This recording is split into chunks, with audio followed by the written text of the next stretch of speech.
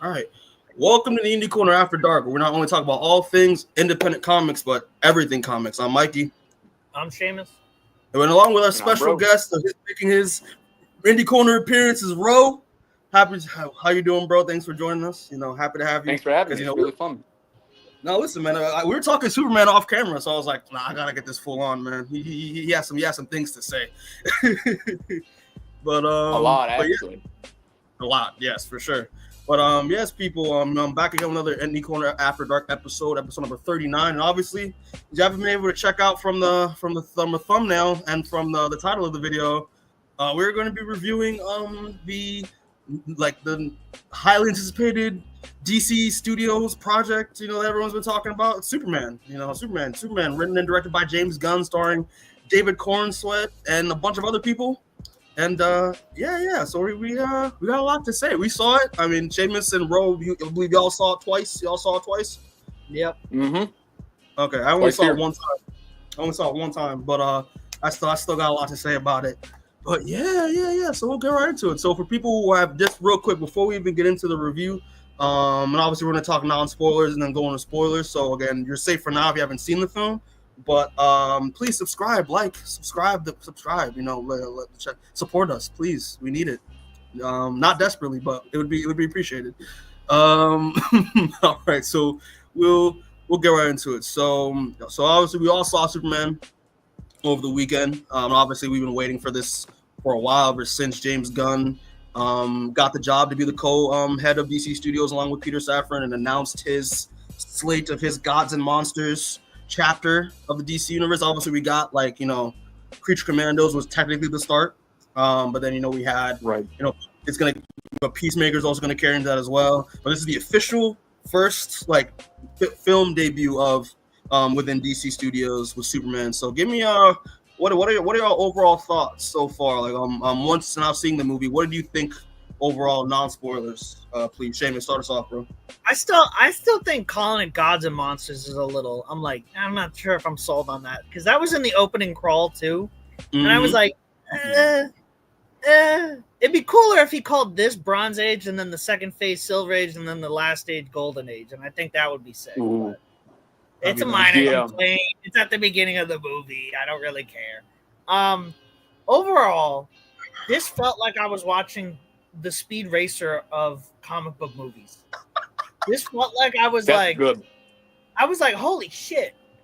It was like it had issues, but I don't care about the issues really because I think what it was trying to do succeeded so well that I didn't I like the issues that I had with it. I was like, I'm fine with them.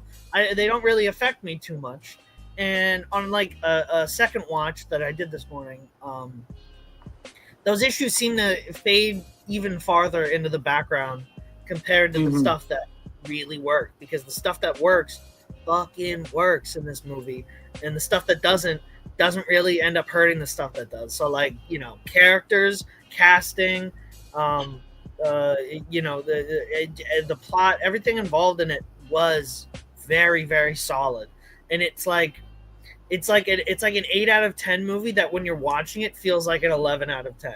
And you come away from it going, I know that there were issues and I know that it was probably an 8, but watching it, I felt like I did 3 lines. It was crazy. I was out there going oh, and fucking Baby Joey getting adapted and shit. You know what I mean?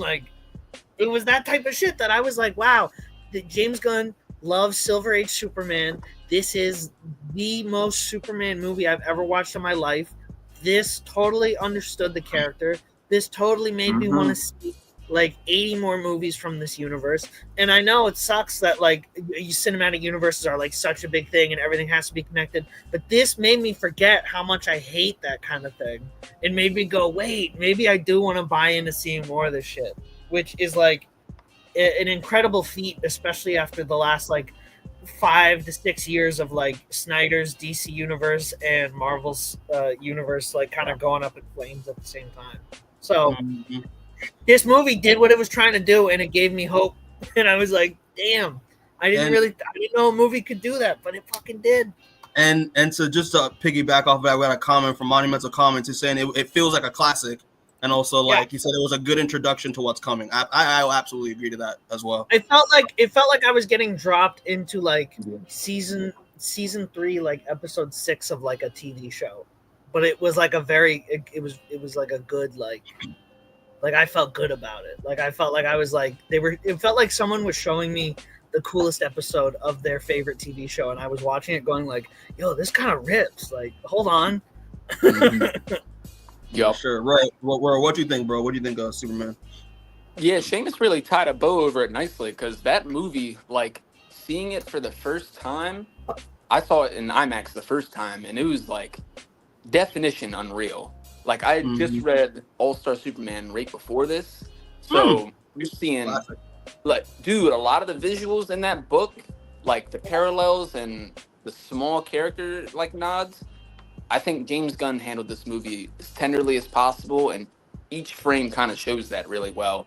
I think like Seamus said, it really does end up being like that high 8, maybe 8.5. I'd even say 9. It's definitely in my top 5 comic book movies ever.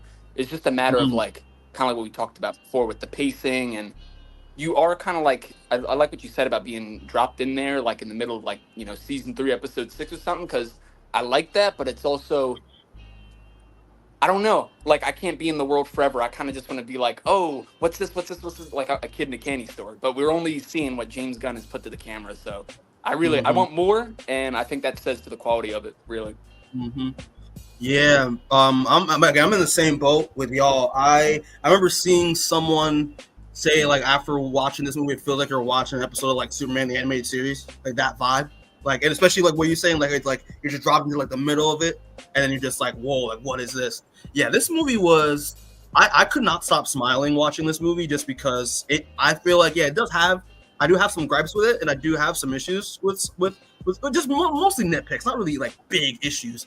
But right. I really enjoyed like, you know, the tone, the hopeful, joyful tone of his entire movie, really establishing Superman as a character, his ethos as a character, a lot. I thought James Gunn did that exceptionally well. Just the story, the performances. I really thought what you said, Ro, as well. Like I thought the cinematography, like just like the aesthetic, as well as like the camera, the way James Gunn uses camera work to make it look make it feel a lot like I'm reading like a Superman comic, like panel for panel, like especially with the action. There's a lot of really dope and creative like action shots and flying shots in here that I'm just like, wow, like it's like I'm seeing an artist draw a frame of this. Like it was incredible. Right. Yeah, man, I really enjoyed it. Like for me, it's like, again, I'm not gonna give this like a perfect score, but it is definitely an 8 or a 9 out of 10. Like just off rip from the first 30 minutes of the movie, I was like, yeah, this is one of the best Superman films I've probably ever seen, and that's saying something. And you can really see like the love, because again, that's one of the things I praise about James Gunn is the fact that he's a comic book fan first, and he loves and respects and appreciates these characters that he's given, whether it's Guardians, whether it's a Suicide Squad, or Peacemaker. You can feel the love through the screen, and I really felt that watching Superman for sure. And the thing is, I'm not really a Superman fan. Like he's not one of my favorite comic book characters. I respect him as a character, and I respect his contribution into comics, of course. But I couldn't stop smiling watching. When I was a kid, I loved Superman, and I kind of grew out of it when I got exposed to other characters. But it took me back to when I was like 5 years old wearing my Superman onesie. I was like, this is just amazing. Yeah. I could not stop smiling. And obviously, we'll get into some of the spoiler stuff in a bit. But yeah, I really did enjoy this, and I thought a lot. The thing I was impressed with the casting first and foremost, because I thought each character, whether big or small, because obviously there are support. When we get into the character stuff, there's supporting characters I didn't add because I figured we just talk with them, a little bit by bit. But like either character, big or small, I really thought captured the essence of what that character is like in the comics, and as well as giving them a little bit of their personalities to make them feel like actual lived in full-fledged, like lived-in people in this world. I thought that was really great. And just to rewind the tape about like the intro, like yeah, like it's calling this gods and monsters is for chapter 1 is interesting, but I did appreciate that, like, you know, this isn't really a direct introduction to Superman, because we've seen that before, like multiple times with Reeves, with Smallville, with Man of Steel, but they didn't shy away of, you know, at least giving us a little bit of an intro to how this DC universe works, and then and I did really like that, like this Superman has been around like for 3 years, I believe, for 3 years, just like how like in the Batman we're dropped into Bruce Wayne's career as Batman in year 2 of his career, not straight off ripping year 1. So I really appreciate that, like, you know, they did like a little bit of like a soft intro, but like not a direct like origin story like how they've done multiple times again. So I really appreciated that. Yeah, anything else anyone wants to say? Come on, if anyone wants to say for the people. No, again. just we really didn't need another rehash, and I think James Gunn knew that. And I think, and we're gonna get into it later, but this rehash kind of falls in line with like a lot of cultural stuff here nowadays. With just like the evil Superman trope, the like Homelander. If you've seen Brightburn, I think that's also James Gunn. That's his. I think he's produced it. I believe like his brothers worked on that. Like, you know, so. There's like some of that DNA, but it's not in our Superman. I like that. Yeah, for sure. What's it called? Seamus, anything else you want to say? Come on, I know you got something to say, boy. I said everything I can say without spoiling the movie. I have more to say, but it's more about stuff that is in the movie that I don't want to spoil and be like, yeah, like I said, the movie as itself was good, enjoyable, really liked it. You know, everything involved, like, you know, the appearances of all the other DC characters, the casting of everyone at the Daily Planet, all that shit was great. All that shit was incredible.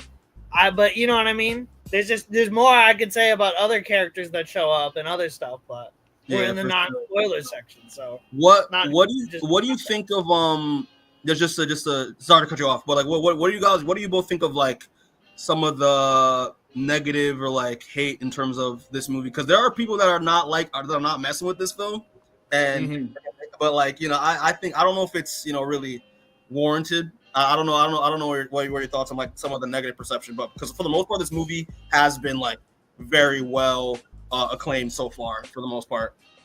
I get it because this is a very Silver Age Superman.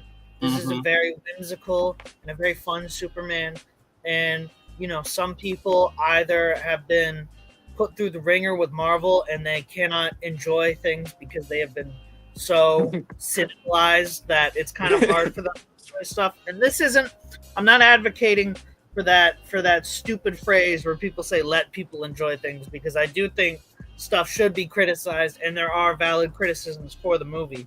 But I think most of the negative reviews I've seen have just come from people who don't really like this just isn't their vibe, and that's fine. You know what I mean? Like they're valid if they're just like, I can't, this isn't my vibe for a Superman movie. Which is, you know, it's probably the best negative reviews you could have is people going like, yeah, it's just not my vibe, you know, because that's like the worst I've seen of it online is people just going, you know, well, the worst I've seen. That's the hallmark of good writing right there. Yeah. The worst I've seen of it was this one YouTube review. What was it? I saw it posted somewhere, and I watched a bit of it, and the dude just sounded like Lex Luthor. Like I was like. Straight up, like he was literally like it was so insane. But that's like the most negative I've seen it. Everyone else has like at its, you know, most negative reviews I've seen on Letterboxd have been, which I'm like, that's great for a movie. Yeah, and it's funny because I feel like that is the best case scenario for it. You know, it's just like because that's also what I've seen as well. Where it's like people think like you know. It's not my vibe, and I understood that going in because like this is because we've gotten a long bit of like Henry Cavill, you know, as Superman, and what like the Snyderverse did with that version of the character. And again, it's different, a little bit, way different tone, and you know, and we're not, and a little bit darker. So it's like that's what people have, that's been in the cultural zeitgeist for a while. So now jumping to now more of what what Seamus said, more Silver Age Superman, more joyful, hopeful tone, like with Reeves as Superman. Because again, there's a lot of Reeves like aura in this movie. It could be a little bit of a kind of like a left turn that people may not be ready for or used to, which I was fine with. Like I understood that. Like my coworker that I went to go see the movie with, he's never seen the Reeves Superman. Like he's not used to like he's seen like Superman in the cartoons, but like his Superman that he thinks of in live action is Henry Cavill, straight up. And I got that. So yeah, but I mean there are some people. I'll be honest with you, Henry Cavill sucked as Superman. I like Henry Cavill. Someone said I like him. He couldn't do it. He couldn't do it. And I'm like, listen, dude, you got blessed with looking like Superman almost exactly, but you did not get blessed with acting like Superman exactly. And I just I feel like that one Kanye West clip where he's talking about Lady Gaga being the creative director of Nikon, the cameras. Where I'm like, that's how I feel about Zack Snyder. I'm like, I like some of the Zack Snyder films. What the fuck does he know about superheroes? Because like every superhero movie is just like such a fundamental misunderstanding of the character. You know what I mean? And like James Gunn did the exact opposite of him in this movie, and it works so much better because Zack Snyder was like, well, like, what if these gods that you loved were like actually flawed and like evil? And it's like, dude, there are like dime a dozen stories about that. Like I can point you to 80. The Boys is airing right now. Okay, man. Like I got it.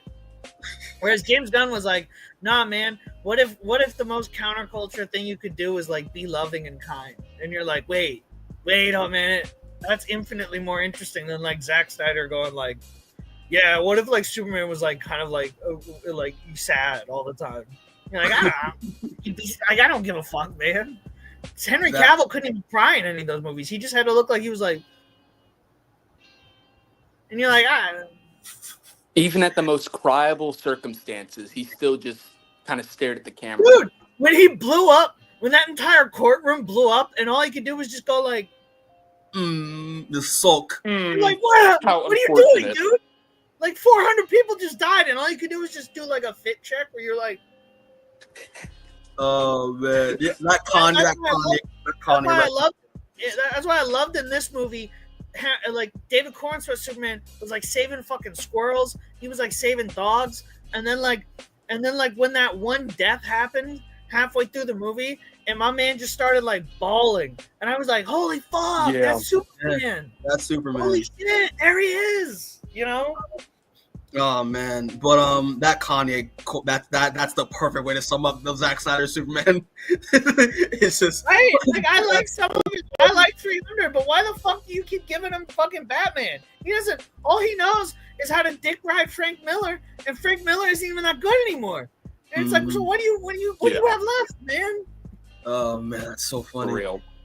So before we move on to like the spoilers, one last thing I want to address, I want to ask is, what did y'all think of like again, because we're used to seeing a Superman origin where it's just Superman, like it's not like an actual fleshed out. He's not dropped into a fleshed out DC universe where metahumans and stuff exist like in this one. So what did y'all think of like the choice of putting Superman, like a younger Superman, directly into the DC into like the DCU universe? Like he's not the launch point like how he is in like Action Comics and in some of the origin story movies. What do y'all think of that choice?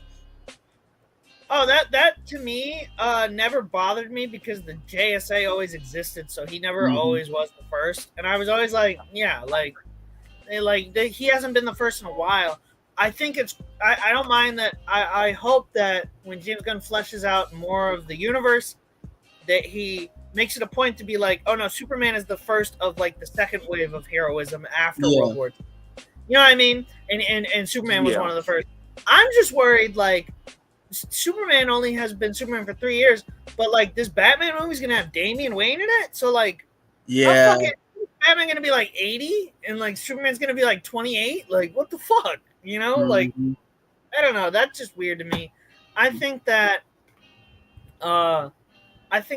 James Gunn needs to lock in a little bit and like start hammering out some of these details, because what my biggest fear is that this DC universe ends up like the first Ultimate universe, where like James, like they start introducing ideas, and then other filmmakers or writers go like, "Well, I didn't like that," and then they do their own thing, and then it just becomes a little bit of a weird like retcon mess at the beginning that you're like, "Oh, this is kind of throwing off the vibes of the whole thing." You know what I mean?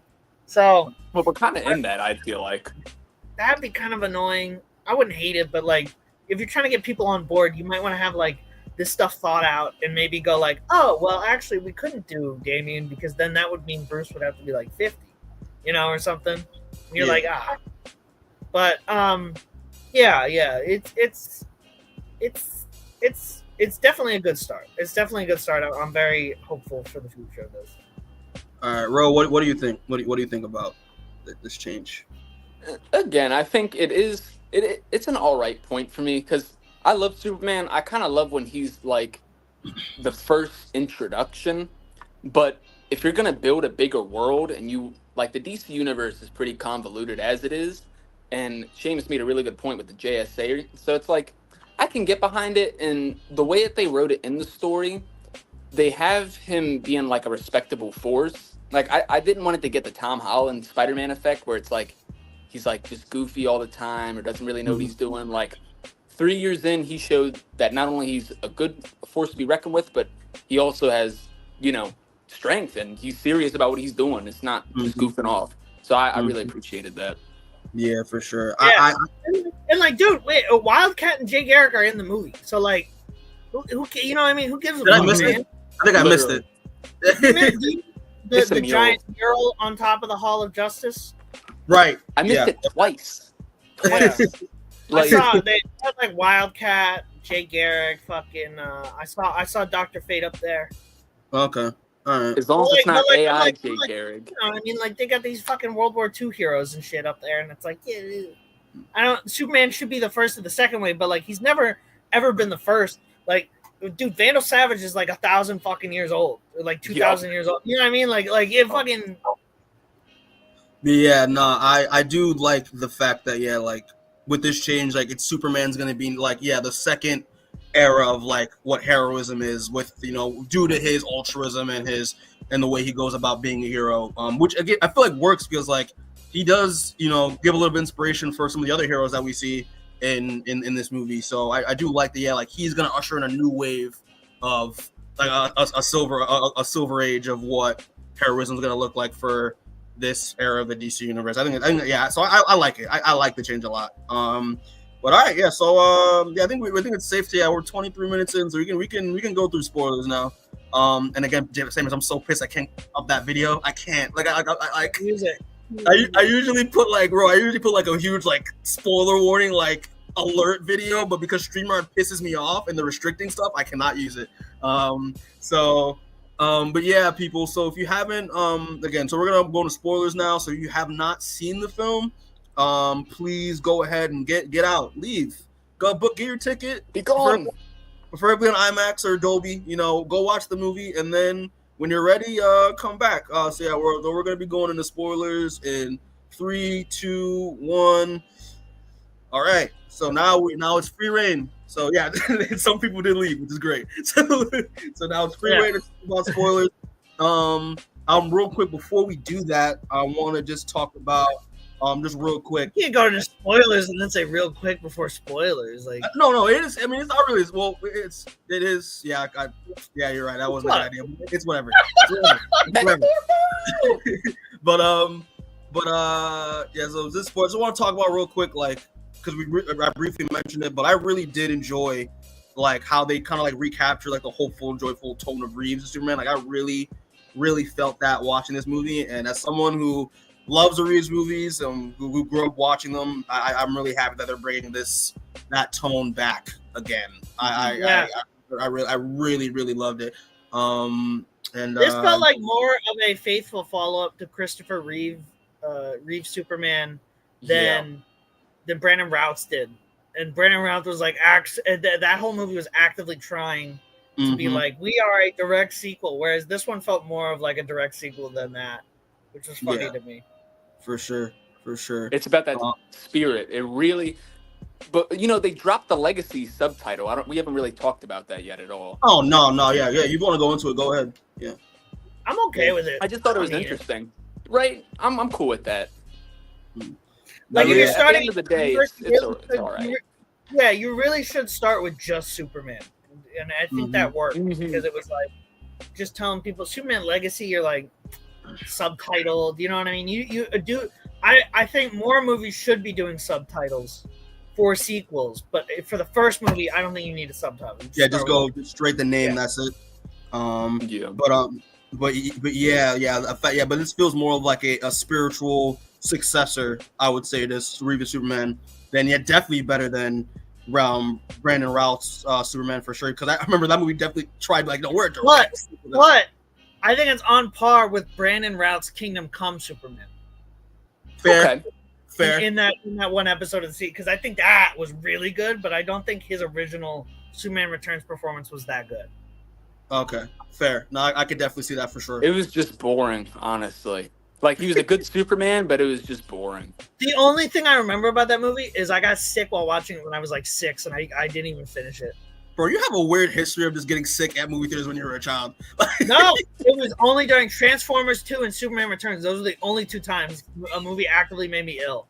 And both of those movies, guess what? Not good movies. So my body was reacting physically to how shit they were. It was Bryan Singer was directing one, and I was like, oh. Oh my gosh, that was funny. But yeah, all right. So we'll just move on real quick. We'll talk about the characters, character breakdown right quick. I was talking about characters. I thought we were going to spoilers first. What happened? I thought we were doing general spoilers first. Yeah, we are. No, we're good. Spoilers off rips. But when we do spoilers, we're gonna just talk characters. I was like, oh my god, we're skipping a whole section. I told you, like we would go on to what we like and what we didn't, but like we're gonna be doing that anyway in terms of characters. So like it doesn't really matter. How the fuck do we do characters anymore? What is this, the 80s? We just do one big thing. Oh man, stop complaining. Let's just get through it. But but like off rip in terms of characters, obviously the main person that we're watching the movie for, the man whose name is titled onto the movie, is none other than Clark Kent, aka Superman, played by David Corenswet, and also Krypto as well. I feel like those two are like hand in hand in this movie. Like I had to include them both onto it. Jump in while you have Krypto there. While you have Krypto there, I would have liked if he was actually his pet. Yeah, well, even in the comics, isn't in the comics, isn't he actually like Kara's dog in the comics as well? I wasn't sure if that was the case. Probably. I grew up off of Krypto the Super Dog, so I remember Streaky. That's all I remember. Fair enough. I wanted to see Streaky. But yeah, no, I was gonna say shout out to K. Sean because he's like, oh, I'm gonna come back because he doesn't want me spoiled. He's like, love y'all, like we love you too, bro. Appreciate you. Krypto is Superman's dog, but at the beginning of Supergirl, Woman of Tomorrow, Supergirl is taking care of Krypto, so I assume that's what they were just setting up is that whole beginning of that book. But again, going into David Corenswet's performance, I really did thought he encapsulated Superman perfectly. Like there was a point where, like, at the end of towards the end of the movie where you see it's the aftermath of the battle with Ultraman and Lex Luthor thwarted and Superman's on the ground and Lois Lane is looking for him to start to do an interview and you just see him behind him doing the arms crossed with a smile on his face, and I looked at him, I'm just like, that's fucking Superman right there. I could not stop smiling. But yeah, he definitely encapsulated what makes Superman Superman. The ethos, the selflessness, and also the vulnerability, because I remember some people complain that they did not like that Superman was getting his ass beat a lot, but I feel like you kind of missed the point with that. like, even though Superman is very powerful, and they mention that in the opening, preamble, that he is one of the strongest characters that the this DC universe has ever seen before. But like, doesn't mean I did like the fact that he was getting knocked around, but the importance of it was that he was getting back up, and continuing to fight, for the name of humanity, which I thought was great. It is funny how James Gunn bit Invincible's bit. You know what I mean? Like James Gunn really did watch a lot of Invincible and went, this is interesting. And that's kind of what I was saying with that. Yeah. With like Jor-El and shit, and then like Superman's whole vibe being more about like he's not invincible, but he gets back up, and you're like, this is sounding like a show that's on right now. For sure. Ro, what were you saying? It was like we said earlier with just that like evil Superman DNA kind of like now that we're in spoiler regions, Yeah. I don't want to jump far ahead, but I think something that 30 minutes in should be mentioned is the Kryptonian message that got rewritten. Yeah. Me and Seamus and I were talking about this before we started, like literally like a few hours ago. And that was one of my nitpicks and gripes was like, I kind of don't like the fact that the message with Jor-El that Jor and Lara sent to Superman was that they wanted him to conquer the planet, to conquer Earth. That's why they sent him, not only just to send him. And I'm just like, I kind of don't like that. But like, I do understand. Thinking Brainiac did it. Yeah, I understand. But I do understand where it's like they're trying to. James Gunn's trying to invoke the message, which also is a big part of the film. That like it's your own personal choices that make up who you are as a person, not what your parents expected for your parents' expectations of you. Which I feel like him when seeing that aspect, I was like, okay, that makes sense. But I personally just want Jor-El and Lar-El to be the good Kryptonians amongst all the shitty Kryptonians that cause the Earth to blow up, cause the planet to blow up. That's just me. But Seamus, you want to go into what you talking to me about? 'Cause I thought you made a really good point about the So just to start, I don't like it at all. It didn't work in My Adventures with Superman, and it doesn't really work here. And it feels like we're like I said earlier, we're biting Invincible's bit, and now it feels like we're biting Dragon Ball's bit, and we're just like we're cannibalizing because all these other things were like, oh, let's do a twist on Superman, and now Superman's doing a twist on Superman, and it's like what are we doing? Are we gonna eventually come back to just it being a straightforward Superman adaptation in like another 20 years or something? But it's for real. I think it's stupid. And boring and reductive, and it really goes against everything else that James Gunn was doing in this movie, because like James Gunn wrote Superman with the mindset of it is punk rock to be kind, and he somehow couldn't see far enough ahead to be like, oh, maybe it's punk rock that his parents were kind too, and Superman actually doesn't come from any kind of like real negative home life, and like both sets of parents were actually really good to him. You know what I mean? And he had to make it like it was like a thing where like, it was just like, so, I don't know, just, and it also like hurts like the immigrant side of like the story, that his parents, or his original parents were evil. His original parents were evil, and he only became good when his sweet white parents taught him the American way. And you're like, ooh, I don't think James Gunn thought of that when he was writing it, but that's how it comes across. And then I saw that Mark Waid post where Mark Waid said that, and I was like, "Ooh, Mark, I don't think you realize how that sounds, man. That doesn't sound too good." Maybe like don't say that. I didn't see his post. I have to go see that. Like, I didn't see that.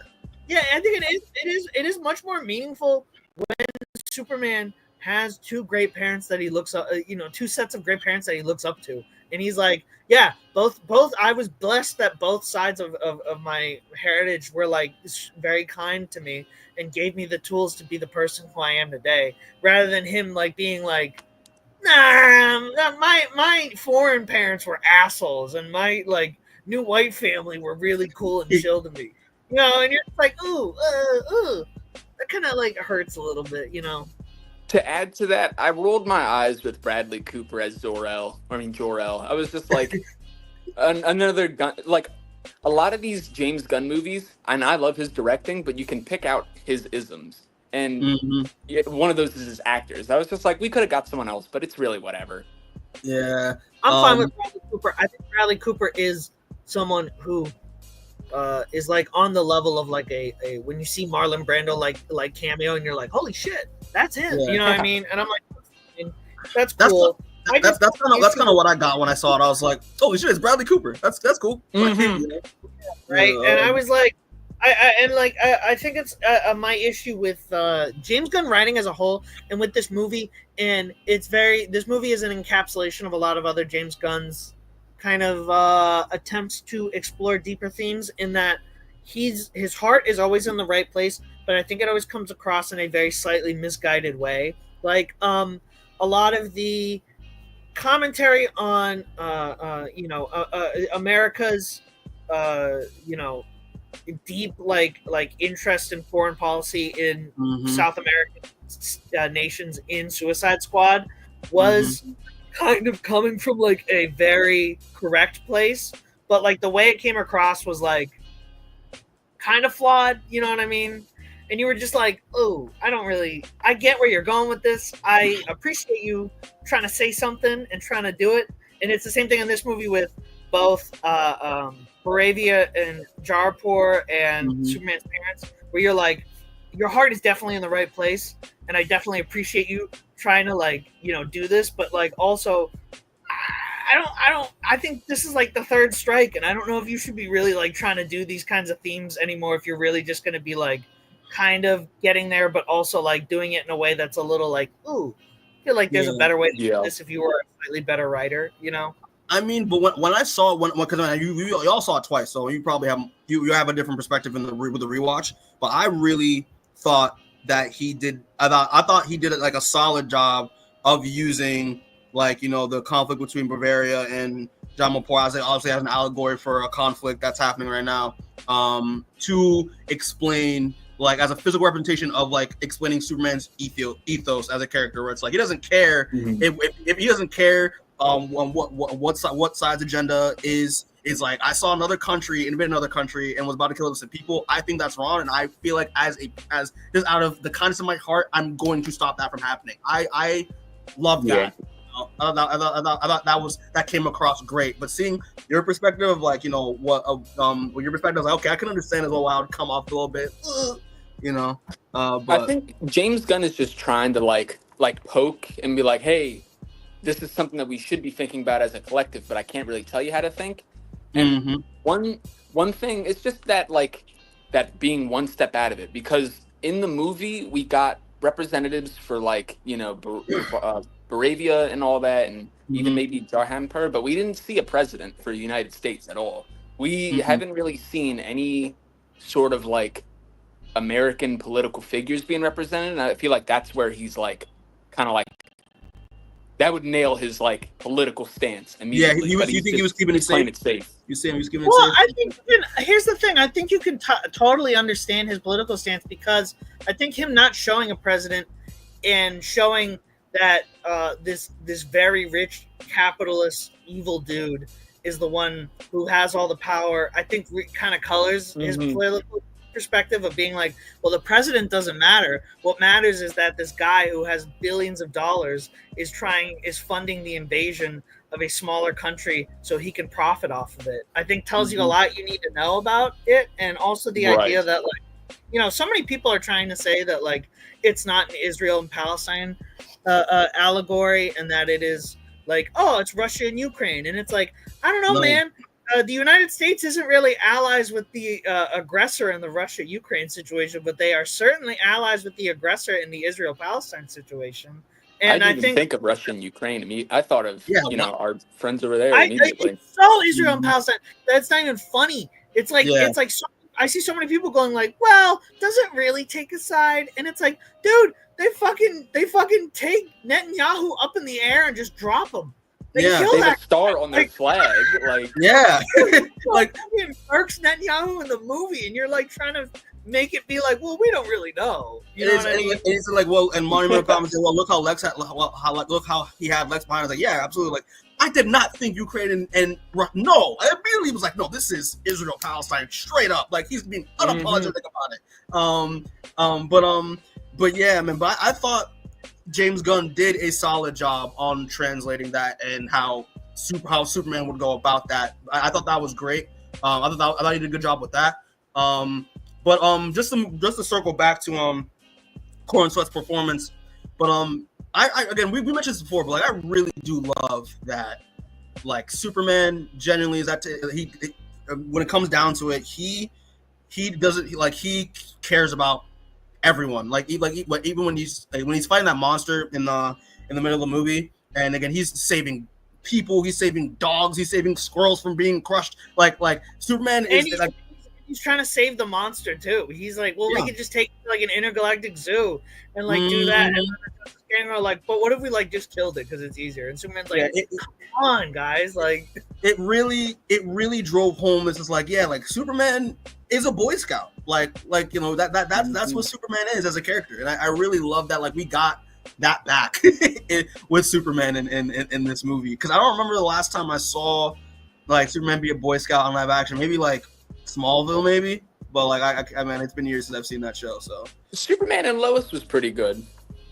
Here and there. Yeah, Superman and Lois, yeah.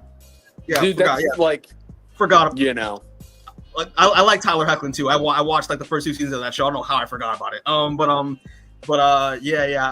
thought that came across very well. That like Superman just like he wants to save everyone, even the people that he's fighting against, you know. I love that. This movie was very romantic. Yeah, I was gonna say I like how emotive Superman is in this movie, because now they have like a real actor and not Henry Cavill, whose only emotion is like, you know what I mean? So they were like, oh, cool, we can now like have Superman actually get like frustrated and angry and like, but like also like actually be really yelling and be really like loving, you know what I mean? And it was like really cool because people had this idea for like so many years that Superman, ever since Brandon Routh really, that Superman has to be like the stoic, like, thank you, man, I'm just here to help. And you're like, no, dude, like every time I see him in the comics, my man is like going like where do you think Goku gets like Super Saiyan from? He gets it from like Superman in like the 80s going like, ah, you know what I mean? Yeah.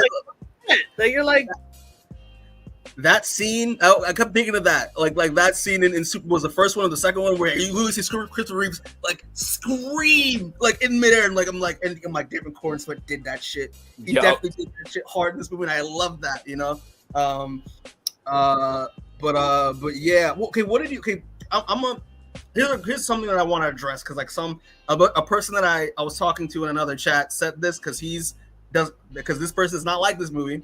And he was saying it's like he said one of the gripes that he had was that like he did not like he did not like the fact that he perceived that Superman wasn't as commanding or like showed much leadership like qualities in this movie, which I disagree, because like I disagree. He watched the entire ending sequence with his eyes closed and like plugs in, like the entire scene where he like, you know, the Justice Gang follows like his example by saving Jarnpur, and then he gives that entire speech to Luthor about how much better he is because he is filled with kindness and love, and Luthor isn't. Like, there's nothing more commanding than that final speech where he's standing there being like, yeah, dude, I'm saying the goofiest shit right now, and guess what? It's true, and I'm better than you because of it. Fuck you. And Luthor literally has nothing to say. He just sits there and he stares at him. He just starts crying because he's so mad. You know what I mean? Like more commanding than just staring at a dude. He just starts crying because he's so mad at you. And that's what I was saying, where it was like earlier in the non-spoiler section, I really do like the fact, due to Superman's altruism and his actions, like the other heroes learn from this man. Like again, when they come through to Jamanpur at the end, and you know, like if Superman can slightly change Guy Gardner a little bit, you know, he has abilities. Know what I mean? Especially like his dynamic with Mr. Terrific. Like even Mr. Terrific, man, slightly changes how he goes about things in this movie after when he interacts with Superman. I love that, you know. But yeah, he definitely is the leader for sure. Yeah, that end speech at the end, talking about like how important his humanity is and him falling down and getting back up is what makes him strong. Like to the envious prick who thinks he can do whatever he wants. Like I love that. Like amazing, you know. And we'll talk about Luthor. And even in the pocket dimension, I think that was peak Superman. Everything from when Rex Mason starts crying because the person was killed to where he's one arm in Baby Joey while fighting the Lex Raptors. I just was like dumbfounded. I was like, there's no way. And the way he casually is using his heat vision in this movie, like the one thing I couldn't with Henry Cavill is that it was always like a build up, or it was like he needs to be super angry for it to happen. Like, no, this is something Superman can do at a moment's notice when he needs to. And they finally got it right. I was happy about it. I loved the Baby Joey scene in the pocket dimension. Like this again, like Superman will save anyone and does not want anyone to die to the point where he literally is suffering in this anti-particle river that could kill him if he stays there too long, because this hideous but adorable looking baby like needs saving. Like I love that. I'm like, that's Superman, like straight up. Like his life does not matter. His life doesn't matter when in terms of saving others. Oh god, loved it shit, bro. Loved it. I'm sorry. That whole scene is just so exciting. And Seamus said something earlier about calling this the Silver Age, and it just made me think about, I don't know if it's Silver or Golden Age, when Superman was like able to just casually like sneeze away a galaxy. I dead ass thought he was gonna do that when he was like at the black hole. I thought he was gonna just blow the shit away and just go away. Like the way the movie was going, it really wouldn't have surprised me.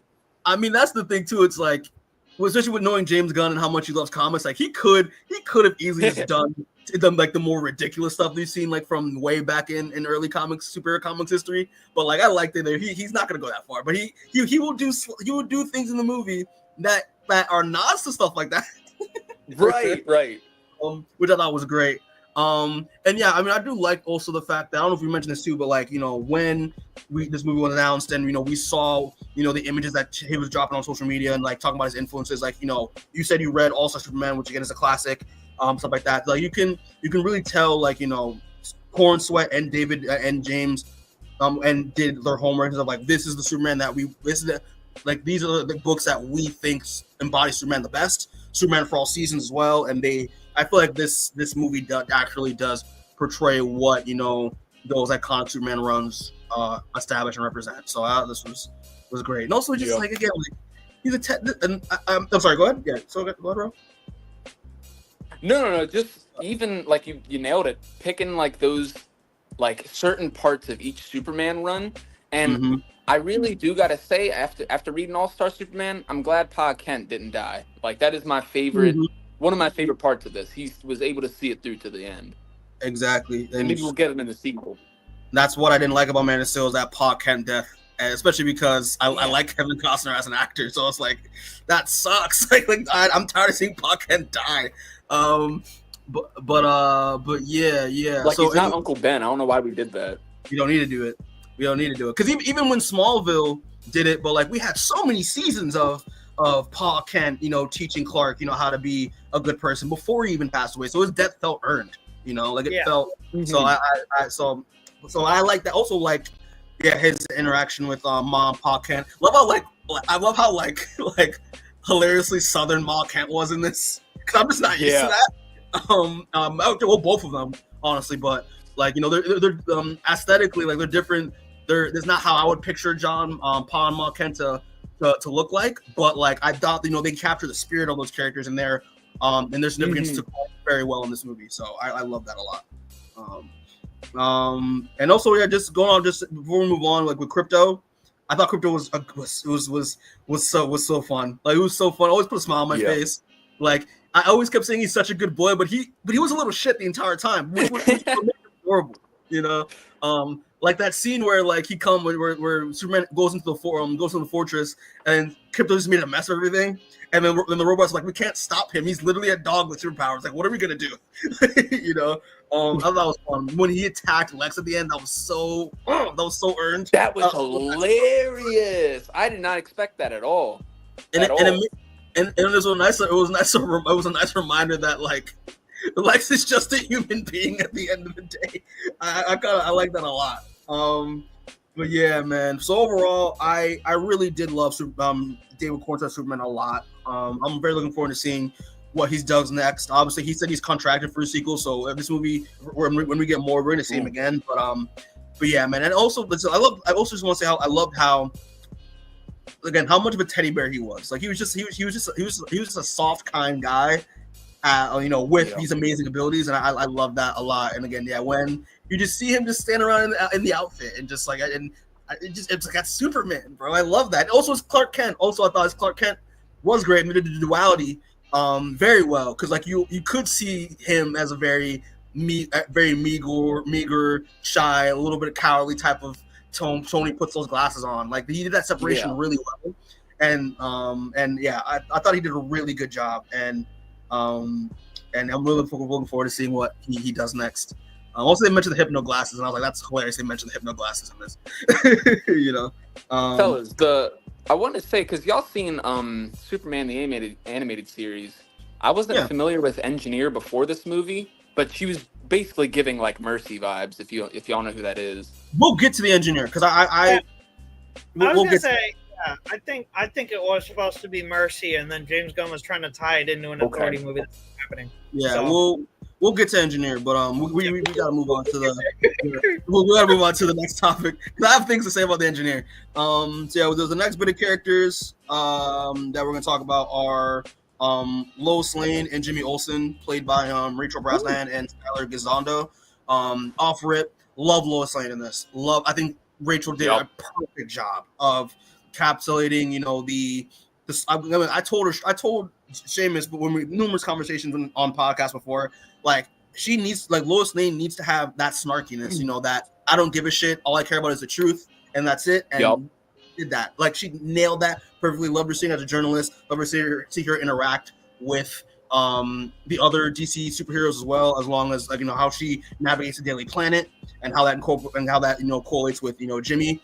Loved her dynamic with Clark. That, and also the fact that she when in their relationship, which we know that they've been seeing each other for 6 months on the low. How even though she was unsure of herself because of how different she is to Clark, that gave her doubts about the relationship working in the first place, and I thought it was very real. That was a very real route to go on with their relationship. I loved her. I loved her in this. And Jimmy is the goat. I loved him. I thought it was so funny making this dork just a ladies' man, low key, that didn't really understand why he was a ladies' man. Like seeing this man walk into like that alley with all the prostitutes, and they're just looking at him like, yo, like a piece of meat. Why was that like the best shot scene in the movie? For real. I was like, why was that the best shot scene in the movie? Why was the lighting? It was like the best. I was like, holy shit, this looks like a real movie. And then it was for like a joke, like like I was like, what the fuck? Oh man, but Midnight in Paris or something. Like what? Yeah, it was really well shot for no reason, and I kind of love it. But what are y'all thoughts on Lois Lane and Jimmy to start to just to keep it going? I think that both of these castings are incredible, and I really like them in this movie. I think I need James Gunn for Superman 2 to just do a straight Superman movie so I can get more of them, because I like them. I like a lot of the decisions made in this movie, but I think I just was like, damn, I really wish I got more Lois and more Jimmy. You know what I mean? Beyond their quick shots outside of inside of the Daily Planet, because like, I don't know. I just was like, I wanted more of them. I want to see more of them, which is always a good thing. I just hope that, for Superman 2, I hope Superman 2 is like literally just him fighting like, fucking like Parasite and Metallo or something. You know what I mean? And it's like,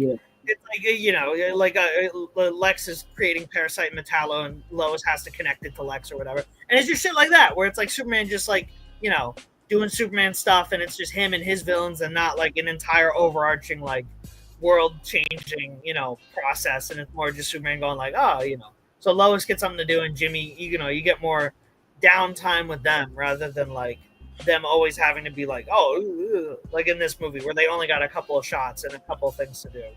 But yeah, they were both very, very good. Again, that scene with Lois and Clark when they're doing the interview was great. That was the best scene in the entire movie. It was so good, but it was so honest. I don't think I've ever seen, like Superman in a situation like that in like years, dude. Where he's just being human.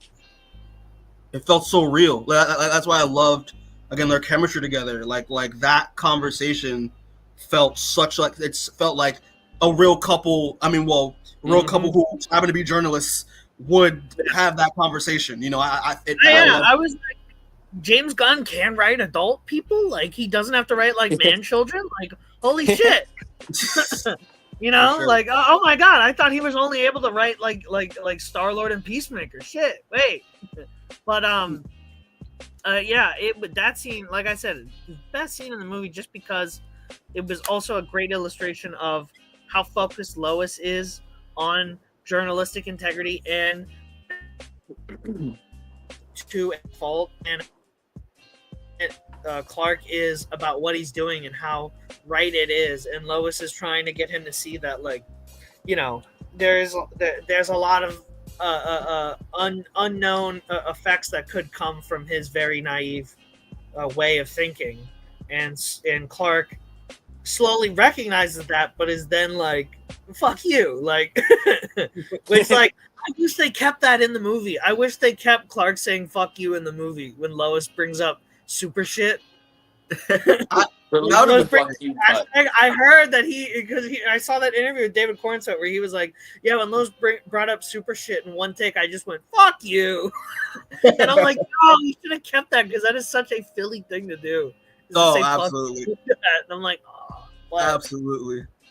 That's Lois was just. I love Rachael Brosnahan, and she's so good. That one scene at the end where they're when they're doing that like fake interview thing, and they think they're being about it, and then it cuts to the rest of the Daily Planet, and they're like, "So how long have they been together?" If this movie was like a peg above PG-13, they would have been like, "Oh, are they fucking?" Like literally, this movie was just so cavalier. Like I can't. I don't have Perry White. They spent time together for sure. I don't have Perry White on here, but like, I love that scene, that moment from Perry White. I thought that was so fucking funny. Oh my god! Like I know Perry White's probably not going to be on this list, but Perry White, the 3 lines he had delivered so well. He was just literally, like, "All right, man, let's go, pack it up." Olsen. Seeing the scene where they're going up the stairs while coming up with the story of what they're gonna do for the expose and all that stuff. I thought that was so good. And they're getting into a spaceship, and they're just like the only one phased is really like. Cat Grant isn't even really phased. She's just like, oh, okay, I guess I'm going with them. It's only Steve that's like, what the fuck? What the fuck is happening? Where's that cut where he goes, where's my seat? Fucking killed everyone in the theater. That was so funny. That was too funny. That was great, dude. But yeah, no, I do hope that in the Superman 2, like especially from Jimmy, like I did think, we could have gotten more stuff from Lois, but I feel like she got really great material in this. So I don't have complaints for Lois at all. But with Jimmy, I really want to see that dynamic of like Jimmy being Superman's pal, Jimmy Olsen. I want to see more. Yeah, I think I want to see that watch. That show that they're pitching with him is interesting. I would be interested to see that if they do go full Superman's pal Jimmy Olsen like the comics, and if they're like putting him in regular show type situations, then I'll be like, oh hell yeah, Absolutely. I honestly think if they do that show, they should introduce Darkseid in that show like they did in the comics. Yeah, where like he accidentally meets Satan. Like fuck. Oh man, and Skylar Gisondo, like the only movie I ever saw him in was in Vacation, and so when I saw he was cast as that in this, I was like, knowing him how I see from Vacation, he's gonna kill this role. So I was happy to see him. But yeah, all right. So any more thoughts before we move on to the next batch of characters, or are you good? All right. 10 out of 10 on Lois. Absolutely, 10 out of 10 on Lois. I love her. She's great. So next batch of characters, obviously the antagonists. Lex Luthor and the Engineer, played by Nicholas Hoult and Maria Gabriela de Faria. So off rip, Nicholas Holt's Lex Luthor. When the moment he was cast, I knew he was gonna kill it, and he did. He killed it so hard in this movie. He was using those forehead veins like a motherfucker. Bro. but Seamus, fuck you, because ever since we talked about it in the reaction for the teaser for this movie, I can't unsee him as Grant Morrison, especially as that in that close-up shot. Yeah. He's Grant Morrison. It's so he just looked like him so much. Like I was like, oh my god, Grant Morrison, that's them right there. Holy fuck. Oh my gosh! But in the same way, like Sacha Baron Cohen was Alan Moore. Now we got Nicholas Hoult as Grant Morrison. Like, what's next? Are we gonna get like fucking like? Are we gonna get Josh Brolin to play Jonathan Hickman as the villain of the Batman movie when he plays Hugo Strange or something? Yeah. Oh my gosh! Yeah. But I loved Nicholas Hoult did a phenomenal job. Again, was that played like that opposite of the coin of Superman very well. Like the envy, like the amount, he captured the envy of Lex so well, and he kind of, and he always talked about how Michael Rosenbaum's Lex in Smallville was one of his like biggest inspirations, because he's, in my opinion, he was my favorite Lex. Like I love Michael Rosenbaum's Lex a lot. But he also, I love to incorporate a little bit of that, as well as a little bit of like the Gene Hackman Lex in terms of like kind of like a little bit of like the outrageousness of like Lex's plans and all that stuff. And a little bit of the animated series. Like he took in a lot of like the good aspects of a lot of the good Lexes that we've seen in various adaptations. So I really appreciated that. No hair, Eisenberg. Yeah, exactly. Come on. No hair, bro. It's I thought he did a really good job. And also just I thought it was like him having a a lot of the wacky stuff, like him having a pocket universe just cause, him holding all of his exes inside pocket universe just cause, him having a troop of monkeys, a troop of cyber monkeys making bad social media posts about Superman in said pocket universe just cause. Like I loved they incorporated that wackiness, a little bit of that wackiness of Lex Luthor, but also making him really serious and like really threatening at the same time. He was like absurdly petty, but also still menacing. And I'm glad that James Gunn was able to strike that balance where you were like able to laugh at how ridiculous half his plans were, but then when he killed like Malik, you were like, oh shit, oh, he just killed that poor dude, that innocent man, and you're like, fuck. Is actually like a piece of shit. Yeah, shout out to my boy Trey, because he saw this movie with his kids and his kids loved it, but they were like honestly in like shock instead of shock when they saw Lex kill Molly like that. Yeah. In cold blood. Me too. Me too. I'm happy that James Gunn may have those darker moments sprinkled in there as well. Ro, you have anything to say on Lex Luthor? I really applaud Nicholas Holt's performance, and I think he knocked it out of the park. But there's the 2% where it's like he would kill it as Evil Beast. Like, I love him as Beast in the X-Men movies. So seeing him as Lex Luthor, like, I'm an animated series lover, so I always picture you can't picture Clancy Brown's voice, but I like when he has like the deep, kind of like malicious tone in his voice. I think this was Lex Luthor goes crazy. He does. For real. He does. I'm watching Justice League again, so it's like seeing Lex in that. He's like fucking. I'm sorry. He's cunning, like super cunning, and I think Nicholas Hoult really grabbed onto that and ran with it, because true mad scientist in this movie. For sure. And just move on with the engineer. Obviously, Lord for the, because you're new, but Lord for the channel. Me and Seamus, the moment we heard that the Authority was announced, we were like, "This is gonna be our movie." Like it's not coming out though. It's like Blade. It's like DC's Blade, where it's our movie, but it's never coming out. We will be in the ground before this movie comes out. but the fact that they're introducing engineer, kind of like to set that stuff up. I was intrigued by it. The fact that they casted old girl Maria Gabriela de Faria, because we're deadly class fans up in here, because W for deadly class in my opinion. And I thought for what we've seen of the engineer, of this version of the engineer, was pretty solid. Love the way she looked because I was curious how they're gonna do the nanite blood situation. Love the look of it. I thought it was different, like how it was like black and kind of like static. Like I thought that was a good. I thought it looked too much like a symbiote, and it started looking too much like it was like Venom, and I was like, oh, really? If you're gonna make it look this much like Venom, why not just make her silver like she is in the fucking comics? You know yeah, what I mean? Like if you're going all this other Silver Age craziness, like what you're drawing the line at like an entirely silver person, like what do we do? So then what the fuck are you gonna do with Metallo? That's a full silver dude right there. Like, I don't know if I mean I don't know if this is an aspect of it, but maybe they didn't want to like conflict it with like the female Silver Surfer that we're getting in Fantastic Four. Like I didn't know why they didn't want to go full on silver with the Engineer. It's almost like they should have just made her Mercy Graves, and then we all would have been. Yeah. I could tell. I was gonna say she was the weakest character I think in the movie, and I could totally felt like James Gunn. Like halfway through writing this movie was regretting making her the Engineer instead of making her Mercy, and I could already feel it that he was like, actually I don't really feel like doing Authority stuff anymore, and I'm not gonna talk about where she comes from. I'm actually gonna make her the product of Lex Luthor rather than like her origin. And you're just like, oh, so you just really didn't care. Like you had a cool idea, you stopped caring about that idea, and then it was too late to switch her to Mercy, so you just went And that was the one thing I did not like about the Engineer was I did not like that fact that she was just a product of Lex. Because I think her origin in the original Authority run, I thought it was really interesting.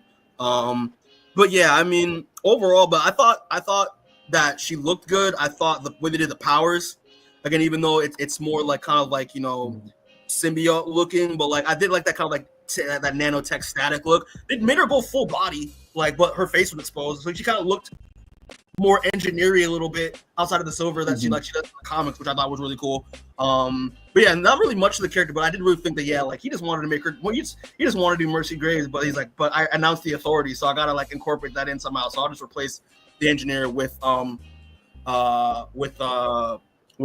Mercy Graves with the Engineer. But yeah, I mean, we'll see where it goes. I mean, I have a section for theories in case we want to talk like Authority, but it's not coming out. That's my theory. It's not coming out. James Gunn is going to be like, well, we're moving in a different direction, and then they're just going to move on from it. Because even remember when that slate came out, and me and you were even like, why the fuck is the Authority the third movie you're doing, dude? Get off it. Like, stop. Yeah. Get off the weed. I don't even know Authority, and I thought the same thing. Wow, I was like, it seems like it's later because he always has grays in his hair when he has it. It's even like even if you know the Authority, you're like, this is a team that really only works if you're like deep into comics. You know what I mean? Yeah. Because the stuff that they're trying to do, you're really only down with it if you're like reading comics. Because like, why is the third movie you're gonna do you're already gonna have the gay Batman and Superman couple in like the third movie you're doing, because that doesn't work until you're like 8 movies deep at least. But I mean, and you say, bro, you've never read the Authority, or 2 movies in, with Batman versus Superman, they could have just kissed and made up, or whatever. That's all I gotta say. Zack Snyder wouldn't have done it. He would have been nah. And that's the thing too. Like I recommend if you haven't read the Authority, read the Authority. Like it's the Warren Ellis. You don't have to read the Mark Malone. Don't read the Authority. Read the Authority. At least read the Ellis H run. Absolutely, I think you should read that. The Mark Malone one you could ignore, even though the new one or the old one. The OG, like the one from the 99. Yeah, the Wildstorm Authority, not the DC. Well, you can read the DC, I guess. You can read the Midnighter run is great. Like the Midnighter run that came out 10 years ago was like really good. But yeah. So any more thoughts on Lex or the Engineer at all or no? No. I want Lex in that sequel, man. He better fuse not the sequel, but I want him to fuse a Brainiac at some point because I need that suit. I need that suit for real. Like I need that green. I think the suit should be the third movie. I think the second movie should be something else, so that way we get a break. And I don't think Brainiac should be the villain for a bit. I think we should wait because I think that I like Lex. I like having a solid foundation for Lex to be the main villain for like the first 3, and then after that, Lex can be like the side villain who is still an important character that's working, still in Metropolis while other villains are like trying to fight. You know what I mean? Because I think once you really nail that relationship with Lex and Superman. Lex can then be in every single movie you do afterwards, doing something else to oppose Superman while there's still a main villain, and you don't have to worry about still trying to build him up as a threat or build him up as a character, you know? Yeah, for sure. And at the end of this movie, Lex gets sent to Belle Reeve, and you know what happens in Belle Reeve. So there's a lot of character potential going forward with what could happen in the rest of the DC universe. So I'm really looking forward to see what's happening. He's getting out immediately. He's getting out immediately. Yeah, 100%. He's getting out immediately, and I guarantee you he's going to run for president next movie. Dude, would it be crazy? Like, I just thought of this. Like, remember 10 years from now? Remember when during DC Rebirth when like Lex became Superman at one point with that like awesome Superman like version of his suit? Yeah. That was good. How well did that like 10 years from now, like with a whole arc with Lex of him like, you know, oh, I was an asshole. I want to be a good guy now, just for a little bit. So that'd be kind of cool if it was like the Superman of Metropolis, like way later. You know what Declan said to me? He said the dumbest shit this morning, and I felt bad about trying to put him in the dirt for saying it, but I also was like, he was like, so do you think this is like building up to Forever Evil? And I was like, it's like, dude, what are you... Forever Evil? Forever Evil, no. Like, dude, wake up at least a bit before texting me this shit, because you're saying some shit that I'm like, no, what the fuck are you talking about? And I felt bad about being like, what the fuck are you talking about? But also like, what are you talking about? Why is Forever Evil our pinnacle here? Like, there's better stories. Exactly. I have no idea. I was just like, are you okay? Is everything all right at home? So we'll move on right quick to the now we're gonna talk about the Justice Gang, because this is my favorite parts of the whole movie.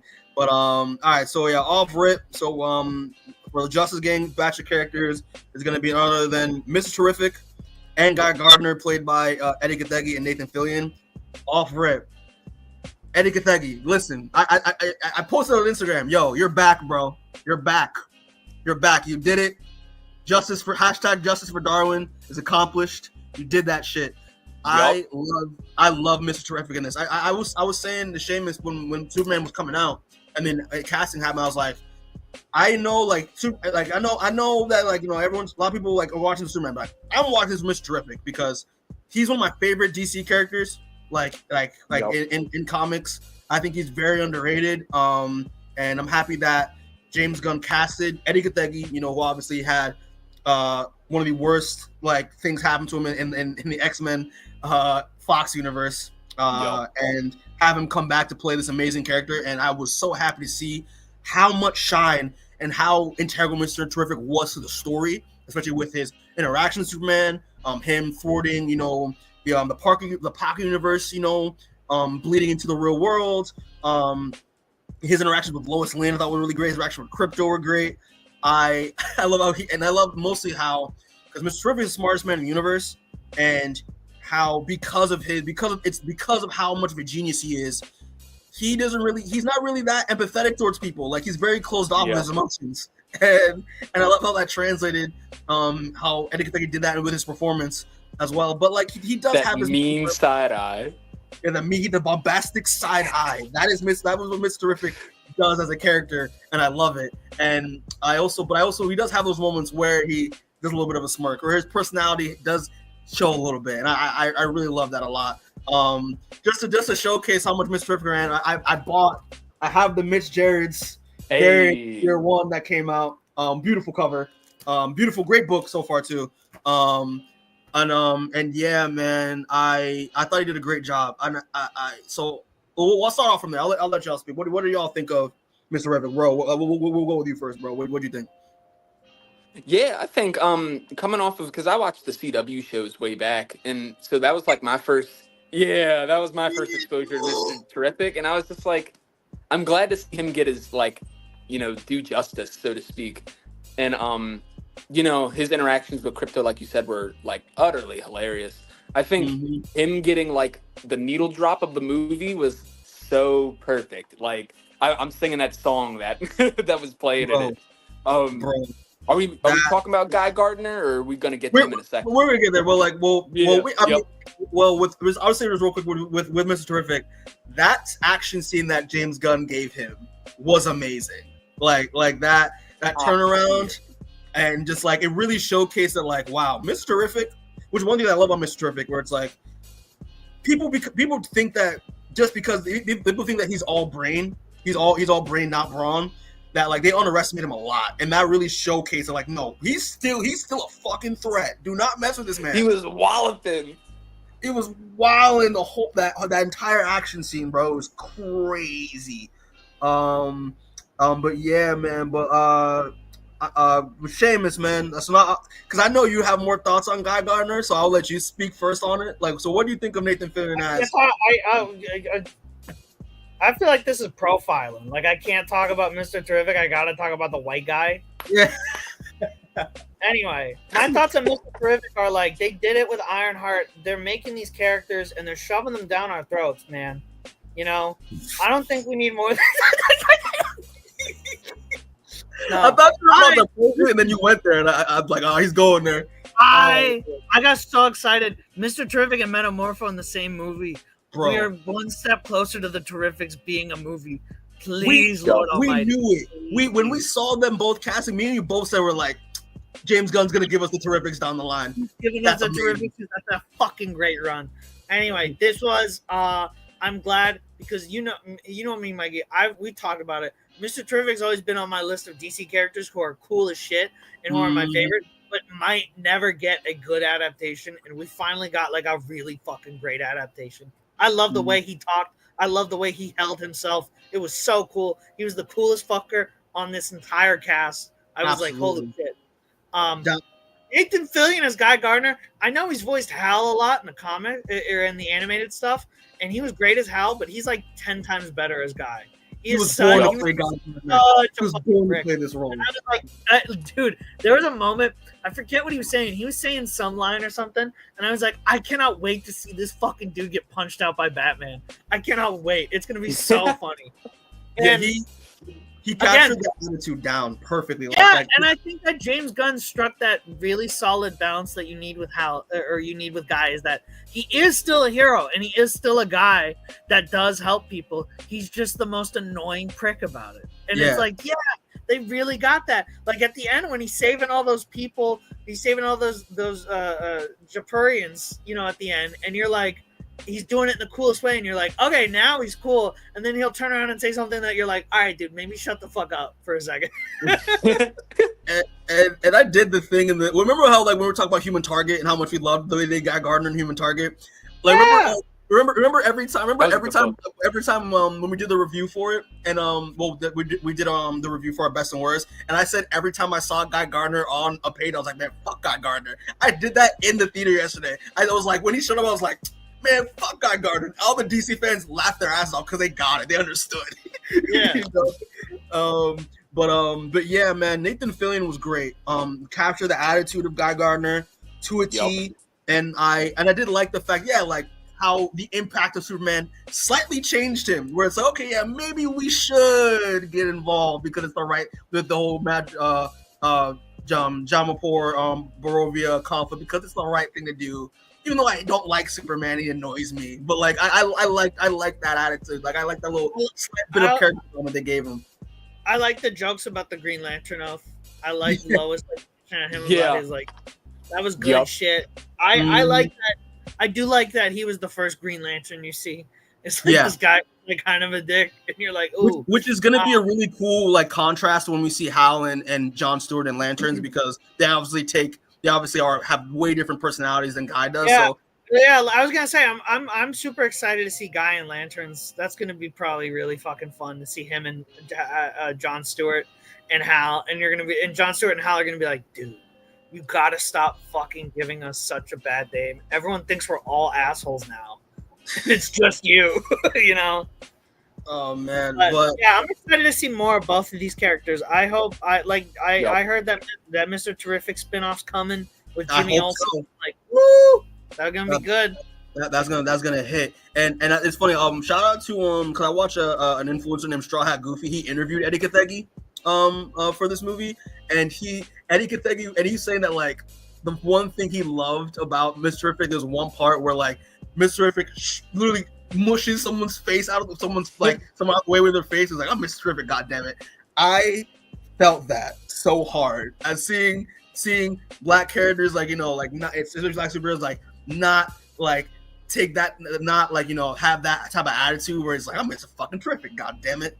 And it was like, I love that was my favorite scene with Mr. Terrific because it just hit for the culture for me. I was like, yes, push that motherfucker out the way. You're Mr. Terrific, god damn it. Like, let's go. But yeah, man, I am, as a Mr. Terrific fan, I am so happy, and I'm very proud of Edi Cathegi and love his performance. Like, again, I really enjoyed how important and integral he was to the plot of the film, because I did not expect him to get that much love, and also with Guy Gardner as well. Like, Guy Gardner was great. Like, he was really fun to be around. Also, okay, one thing I'll say with because again, Guy Gardner is our introduction to the Lanterns in this universe. What did you think of how his powers looked? Because one gripes I had with Guy Gardner was the fact that, like, why doesn't he have a green aura when he's flying? I associate the Green Lanterns with that energy aura that they have when they're flying around and doing their Green Lantern shit. And I thought the constructs looked cool, but I wanted to be a little more glowy. Where's that energy? God damn it! Like, that's image they could fix later on. What do y'all think of, like, how, like, he looked like I think it was just a symptom of a bigger issue with the like. I love this movie, but there's just been a trend of, like, CGI not hitting as well, and I feel like it was just the oven mitts scene for me where I was like, it could look better, but I think it needs that glowiness, and I need to see a little bit, like you said, like an aura, because that's the main point for me. Like, what bothered me is that Gardner wasn't sleeveless. He needs to have the muscle shirt. That's it. That's all. I mean, yeah, that's true. But like for instance, like, I thought, like, that little cameo in the Snyder Cut with that one lantern looked a lot better in this. Yeah. In what I envisioned the Green Lanterns to look like in live action. 0.1 Snyder for that one. Yeah, 0.1 Snyder for that one. I'm gonna hop on this fucking review. You guys keep talking about it. Yeah, of course, that visual effect that had like 5 straight years to cook looked better. That 5-second visual effect that had 5 years to cook looked better than, like, the movie. Like, you guys win with your fucking Snyder stuff. Oh my gosh, Seamus, Toast, relax. It looked fine. It looked fine. I wasn't in there, like, going, like, it should glow more, or, like, I was just like, yeah, it looks fine. Like, it looks good. I didn't have any real issues with it. That's what I'm saying. It's a nitpick. Like, I'm not really like that angry about it. And also, like, I like the middle finger construct when he was flipping those tanks. That was funny to me. That was very Guy. That was very Guy. But, like, yeah, again, we could obviously they could change some things around in Lanterns or not. It's fine. I like poker that he also did. That was funny. That was gross. That made me cringe. I was like, I can't. Everyone in the theater just go ew. And I was like, that's it. Again, that's something Guy would do, though. He would be poking the fucking eye. Like, come on, dude. Yeah, for sure. I can't wait to see this man rock a Red Lantern ring and a Green Lantern ring at the same time. This fucking jackass. I can't wait for that. I can't wait till it becomes Weapon. Remember that? Yeah, I remember that. I hope he does that. Oh man, but yeah. Any more thoughts on Guy and Mr. Terrific before we move on? We'll come back to Mr. Terrific later on, but I'm in theories, but all right. So we'll just keep it moving. But yeah, then the last set is Hawkgirl and Metamorpho, played by Isabella Merced and Anthony Carrigan. I thought Hawkgirl was good in this. I mean, she didn't really have much to do besides kicking ass, which is great. I mean, we love seeing Hawkgirl kick ass. Isabella Merced looks great in the role. I forget how tiny she is. I think it's kind of funny, like, I think it kind of works. It's like this tiny girl is like literally a fucking unstoppable powerhouse of a character. I think it's kind of great. I don't know how y'all feel about it though. Because anyway, all my Hawkgirl knowledge just comes from the animated series, so and brief stuff. So I don't really know if this is true or not. But like, does she? How y'all feel about her like screeching like a hawk like every time she fights? Or every time I love it. I love it. Like, I mean, obviously you would love it, bro, because you literally do a bird comic. So like, literally. But I was in there like, like every time she was in there, she was like, I was like, I don't know if I should like not like this or should like laugh my ass off, because I think I thought it was kind of wild. Right. I have a preference to Shiera Hall. Like, I like her in Carter Hall's history where they like reincarnate. So I was really indifferent about her. She's awesome as hell though. I just don't know her much. We don't know what they're gonna do with this version of a Hawkgirl anyway. So they could go the reincarnation route, they could do the Thanagar route. Like we don't know. But I thought Isabella Merced did a great job.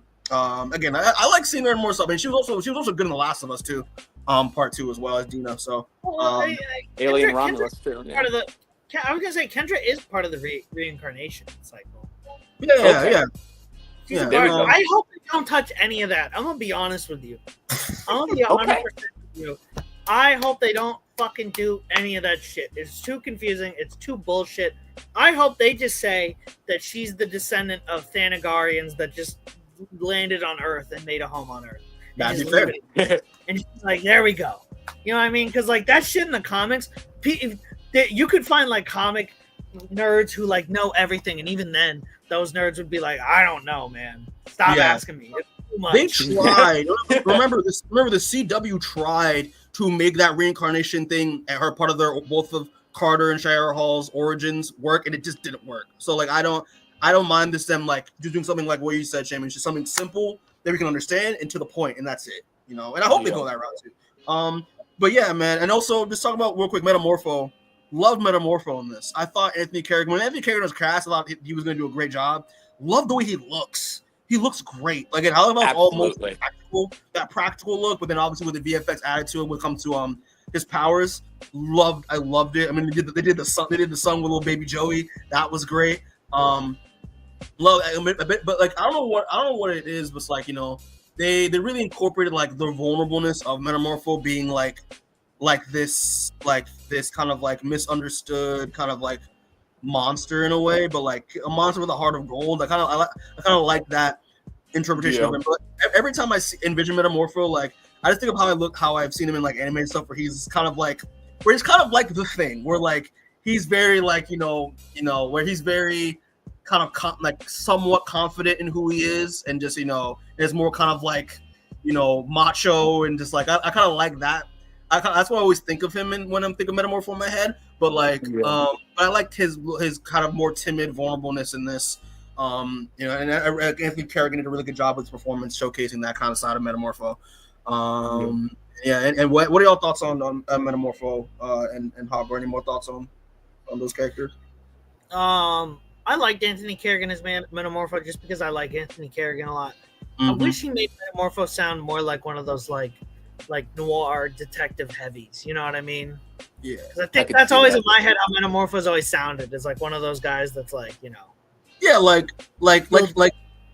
gangsterish, kind of like machismo, like hey, I'm Metamorpho. I do shit. Yeah. I'm Metamorpho. You know what I mean?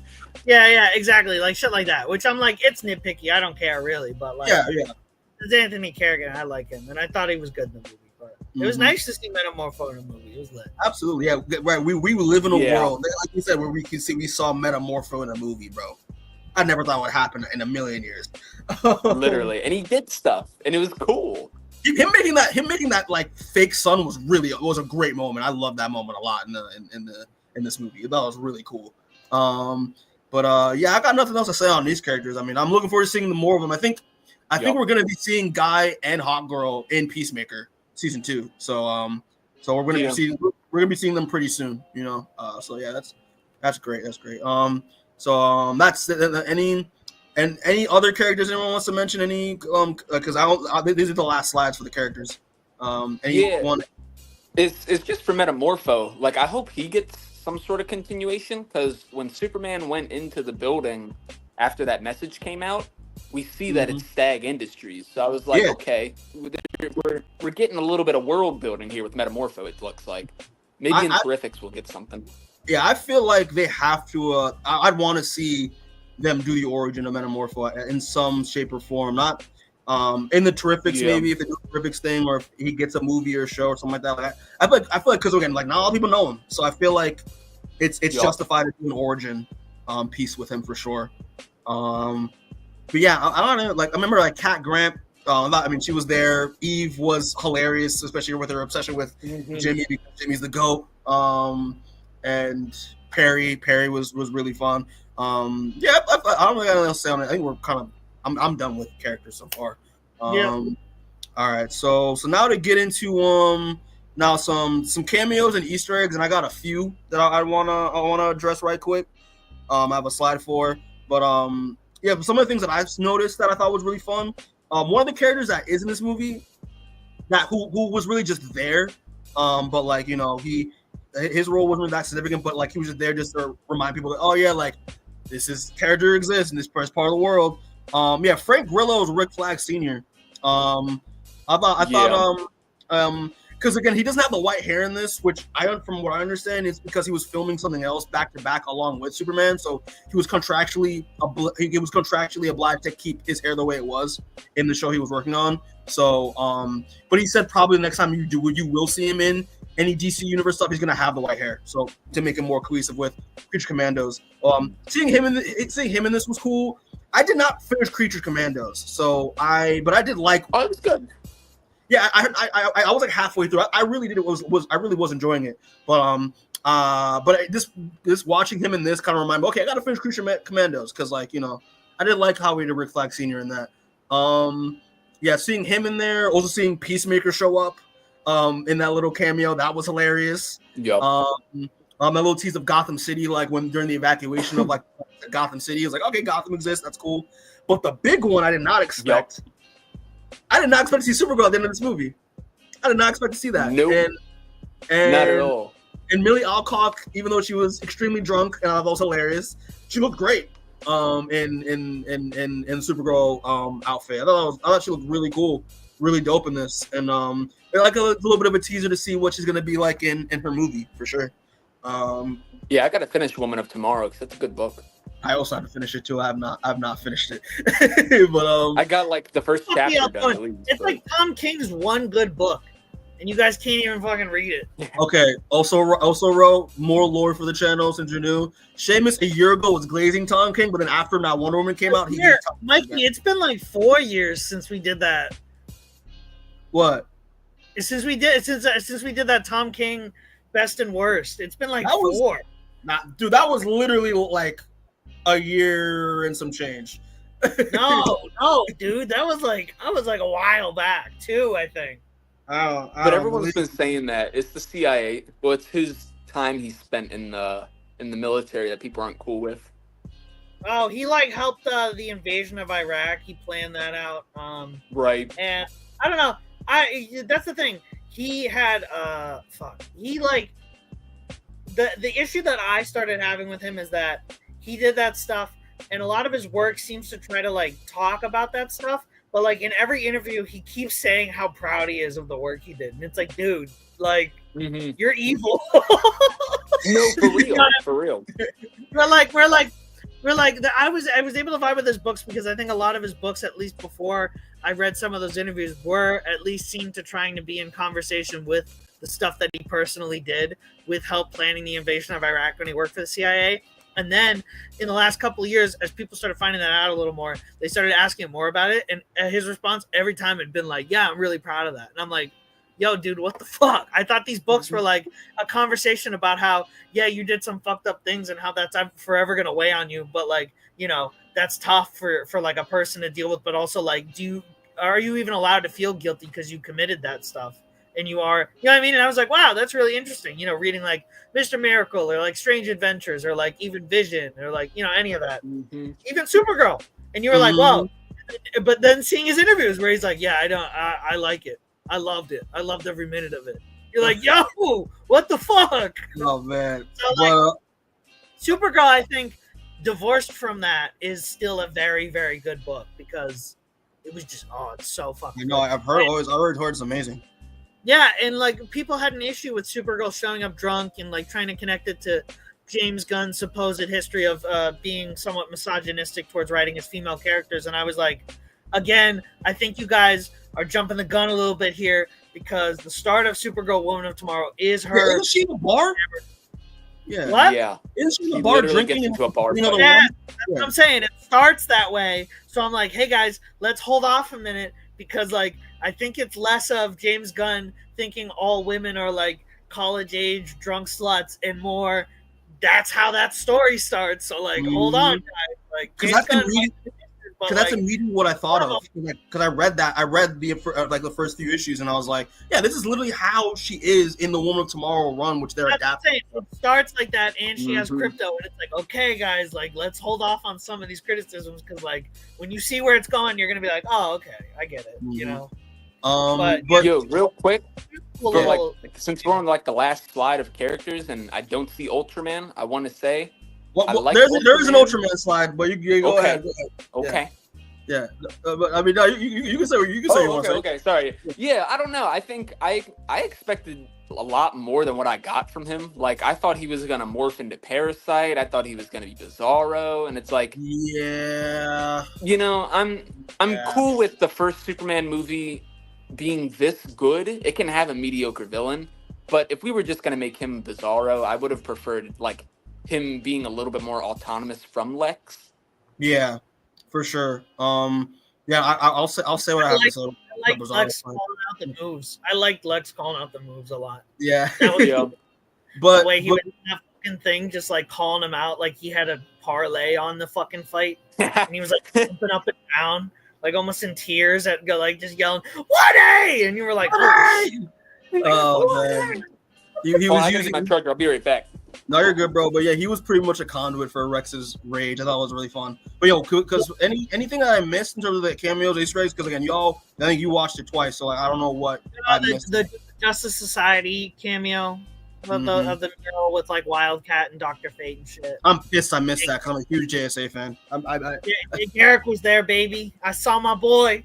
Oh my gosh, I missed my boy Ted Grant. God damn it. Yeah, dude. I hope they get Christopher Maloney to play Wildcat. I think that would be really fucking good. Oh, hold on. We got a comment right quick. So it said there's a big plot hole in Superman. Why couldn't Superman with his X-ray vision see Ultraman / Hammer Barabia's face instead of being surprised by seeing his face? He should have known way before. I think here's the thing. I think Superman respects the secret identity. I think Superman is the type of person who would be like, hey, I ain't gonna X-ray under everyone's mask, because he does it sometimes with Batman, and I never really like that, because I do think Superman would be the type of person who'd be like, listen, man, I respect it, even if we are on opposite sides. I'm not gonna just like out you like that because it's disrespectful. You know, it's like when you have a cheat code and you're like, I'm not gonna use it. You know, I'm playing against like some fucking. You know, I was gonna say the plot hole I was talking about that I told with you, Mikey, is I was like, why doesn't Clark just ask Supergirl all this stuff about Krypton, like about translating his parents' message, about what their true intentions were? Because like from Supergirl's perspective, she was on Krypton like a year or two ago. You know what I mean? And I'm like, I don't really get why she wouldn't just, you know. Why Superman wouldn't just be like, hey, Car, you literally just came from Krypton. Like, can you translate this for me? Or can you, like, just tell me what my parents were like, or, like, what the intentions were when they sent me off, you know? Yeah, no, I thought that would have been a nice thing to add, but, like, I feel like that would be explained eventually. Like, I didn't really need that in this movie, you know? That's the thing. It didn't take away from the story, and I only really noticed it on, like, on, like, the rewatch, because I was like, oh, yeah, that is funky. You know what I mean? But like, I assume there's more stuff to be revealed about the message and all that shit. You know what I mean? So I'm not gonna bitch about it yet. But if we get like 5 movies in and we've gotten more Superman stuff and they still are like hold fast to like Jor-El's evil, then I'm gonna be like, this is stupid, man. But I think it's gonna be like a British, like a Britain Empire thing where they're like, oh, we conquer places, but we're not evil. We have our own culture and like. I feel like they're gonna like try and downplay it at some point. Who knows? But who knows? I think that would be ass. I think that would be terrible. I would be like, this is like. I just don't see it getting redeemed. I don't like an evil Jor-El, but it's the way we're going. I mean, I told Mikey that in the movie they're very particular with their language, in that everyone verifies that the tech guys that they mention are legit, and they verified that the message is real, but they never mention the linguistic guys who say that they've recreated the Kryptonian language to translate it all of a sudden. And that's what makes me think that it's just completely mistranslated. Like, the video itself's real. There is more of the video, but like, that's not what they're saying at all. You know what I mean? Right. or even that it is just like an honest mistranslation, and they were more talking about how humans are like weak and fragile, and that's why Superman needs to go there to protect them and lead them, because they are in a spot where Krypton was years ago, and that they can also become great. You know what I mean? Shit like that, where like I think that would actually, that's what I'm hoping is the case, because it really did bother me when it's like because again, like the evil Jor-El thing, and I was like, but they could easily just say that, like, no, Lex did doctor that shit. Like they could have just said that, like, right. You know, like but Mr. Rivik saying that, like the tech guys were legit, but not mentioning the anthropologists or the linguistics guys or the translators. Like, I thought that's a good way to be like, okay, like we can set up in the future that, like, that's not actually what they said. You know, that would be like reasonable doubt. You know, it would be kind of stupid but kind of fun. What? We never say that it's Jor-El. So what if that was Zod? Bradley Cooper as Zod would be crazy. Wouldn't that be funny? I'll take it, honestly. But just to start off now, like this, that's kind of fun. It's a little, you know. But just to start off with, because we're pretty much been talking theories at this point, but one of the things I did want to mention was the whole Ultraman thing. I honestly think that Ultraman, next time we see him, I would think it'd be really cool if he was Bizarro. Going through that black hole just like changed him, like, I guess, and like that would result in him being kind of a Bizarro-esque character. You know, Mikey, listen to this thing. I think he goes through that black hole and he gets sent to Earth 3, and he forms. And Lex tries to make another one that's imperfect, and that one becomes Bizarro. So you're saying like this one, because this one looks intact and doesn't look like he has any self-agency or any education or speech. So we like he learns how to speak from like Superwoman or something in Earth 3. Yeah, he goes over to Earth 3, and then he becomes the actual Ultraman, and he keeps the Ultraman name, and then a new one gets grown by Lex that's imperfect, and Lex calls him Bizarro. That's actually a really good idea. Right? And they're both evil Superman clones that Lex keeps making, and they keep getting sent off to other places and becoming these Superman variants.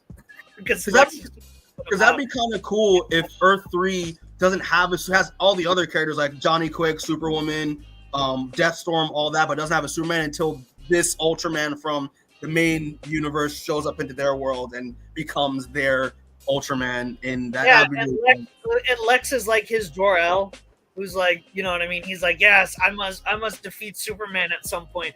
And he's like, he uses everyone else's power to, like, you know, like it tells them that they slowly have to build like a portal to go back and kill Superman because he's evil. And they're all like, fuck yeah, we gotta kill this guy. But speaking on Ultraman though, like I thought, again, kind of like an okay antagonist. I thought him being a Superman clone, I didn't want that. I wanted just to be Parasite. Like that's what I thought it was gonna be at first. Yeah. I would have been sick if it was Parasite. I think, you know what's so funny? I think there are millions of Parasite fans and lovers that DC doesn't realize exist. I think that if they put Parasite in a movie, there would be like a response that they would be like, holy shit, wait, people actually really like Parasite. Because everyone fucking watched the animated series in the 90s, and they instantly were like, yo, Parasite's kind of cool as fuck, man. Because I thought his look made sense, like if it was Parasite, like it's a containment suit to make sure it doesn't absorb any unwanted powers. Know what I mean? Just strictly Superman. The purple hues for me. I was like, oh, it's clearly giving Parasite, and also his like goggles and kind of like the mouth bit. I thought it was gonna like shrivel up or something, but it truly is whatever. Honestly, I wasn't really like fond, or it was really just like indifferent with him. What if it was Doomsday, bro? That'd be crazy. Oh god! I would immediately be like, tap out, turn it off, man. I wouldn't like that. I would only accept it if it was like a mix of Doomsday and Bizarro, where Lex found like a Kryptonian like vial or something of an experiment that he grew himself that would turn out to be Doomsday. You know what I mean? Like how that Doomsday origin where like get 100% comic accurate Doomsday forever after what Zack Snyder did. That's Look, what I'll Zack talk negatively on him now because I hated that. Well, to be fair, they already did that already in Krypton. The show Krypton, they did the comic accurate Doomsday, and it was good. Who the fuck watched that, Mike? Who watched Krypton? I did. I watched Krypton. That was good. That's why this channel's in the Big toilet. ass Superman fan. Watching a sci-fi show. Listen, man, I'm not even a Superman fan. I watched that shit. Level up, Seamus. Fuck that shit.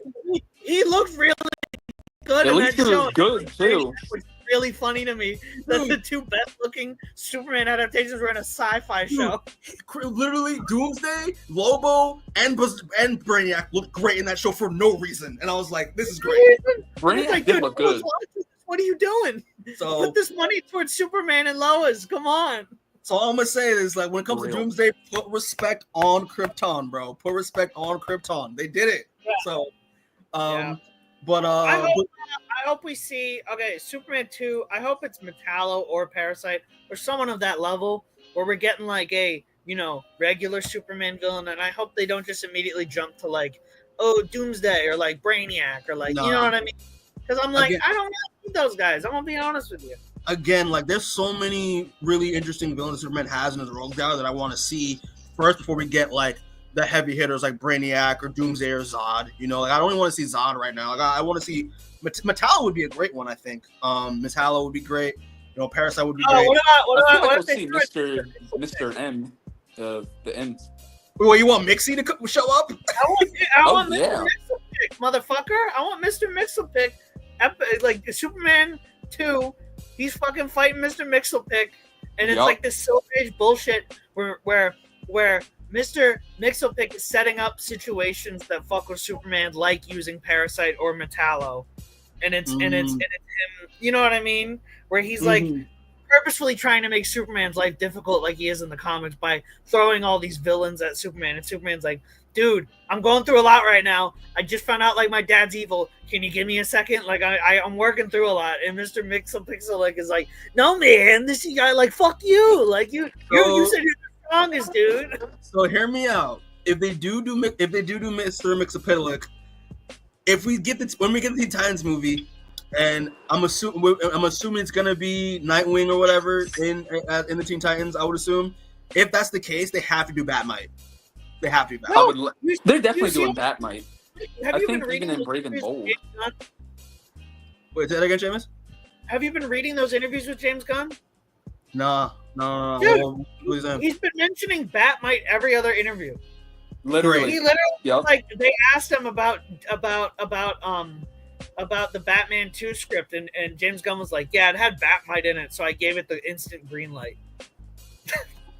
So like I think we are honestly more likely to get Batmite. I think James Gunn does like the imps, so I do think we're going to get Batmite, and I do think it'd be fun if we got Mr.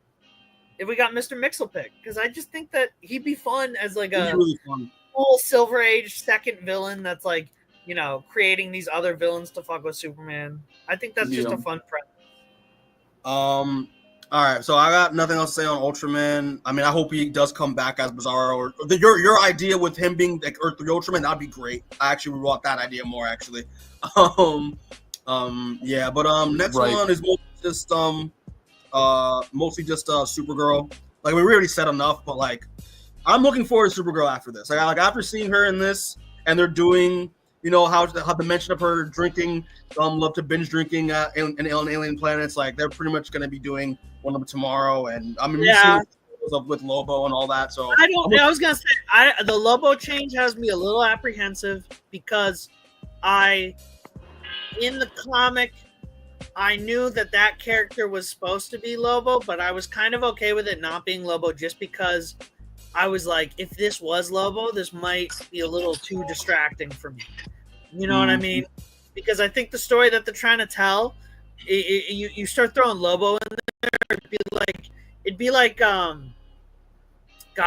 like throwing Deadpool in the middle of like One More Day, and you'd be like, oh, this is like a very big tonal like disconnect, and I don't think this is really helping anyone out here, So like, I hope that they use him well, and they maybe like use him sparingly in that movie because I think that the Supergirl Woman of Tomorrow is a very, very good story, and it really does. It works really well. And dude, those Krypton flashbacks are about to be apocalyptic, man. About to be evil shit happening. Yeah, I'm gonna have to. I gotta finish the book. I might actually buy the collection she's holding because I love that Bill Quist LV cover, like on that trade. But I'm really looking forward to seeing this adaptation of Supergirl for sure. But I did like that story of like she has to protect this little girl, this little alien girl, and she doesn't want to, but because of who she is, I feel like she has to. I like that angle they took with that story. And also Millie Alcock's a great actress. Like I mean, I heard she was good in House of the Dragon. So I mean, you know, I'm happy that she this is like kind of like her bigger break, you know, post that. So and she looks she looks great from what we've seen of the costume. So I mean, I'm looking forward to seeing her. Well, when they'll come out, like next year? Yeah, 2026. All right, dang. So it's soon. Okay. Yeah. So I mean, I'm glad that it's coming out relatively soon. Like I like that it's going to be like a year and a half before it actually comes out. Or so, you know what I mean? And I think that's good. It's like a good spacing, at least when you're starting up, so you're not just instantly like bombarding me with like movies and shows, and I'm already like, oh, stop it. But I gotcha. Yeah, I got nothing else to say. Ro, do you have anything to say on Supergirl? Anything more you want to say on Supergirl? Or you're good. No, I'm good, honestly. Okay. I'm excited to see Zor-El. That's gonna be funny. Once we start seeing those other Kryptonians is really where we're gonna get whether or not like what's going on with them. Because I know they casted David Krumholtz as Zor-El, and I think Emily. Who the fuck else did they cast? Was it like I think Emily Beecham was Alora. Okay. And I think because once they cast those two, I was like, oh shit, we're definitely getting the flashbacks. So like I think that's where we're gonna get shit answered about whether or not Lex was lying out his fucking ass about that message. Yeah, so they can confirm all that stuff in Supergirl if they want to. Yeah, and I think they're also cutting down the bounty hunter's appearances now that he's Lobo to only like a cameo part, which I think is good. Because I was like I said, if they kept all his appearances and he was Lobo every time, it would be so fucking weird. Because you'd be like, if they do that, like that whole racism like issue that they do, bookended by Lobo showing up, I'd be like, yo, you see, like let it sit for a minute, man. You're talking the worst shit of my life, and now you're like, now we got the Bane man's coming for you, brother, and you're like, oh man, that'd be hilarious. But yeah, more of the stories I'm looking forward to, and I gotta finish Woman Tomorrow for sure. Yeah, read period. Mike. I gotta read period. Yeah, I'm behind this shit. All right. Next one, just real quick. I mean, we already said it. We said already, but the Terrifics. I mean, hopefully that happens. Please, James Gunn, if you're watching this, which you know you are, please give us the Terrifics. Please, it's such a great like that was one of the best parts of the whole New Age of Heroes thing that they tried to do. You know, no one gave a fuck about ways and the Curse of Brimstone and what was the Hulk one, Seamus? You remember that one? The Hulk one. Damage. Oh shit! What the fuck was it? Damage was his name? Damage, yeah. Wow, yeah. Yeah, that didn't really work out so well.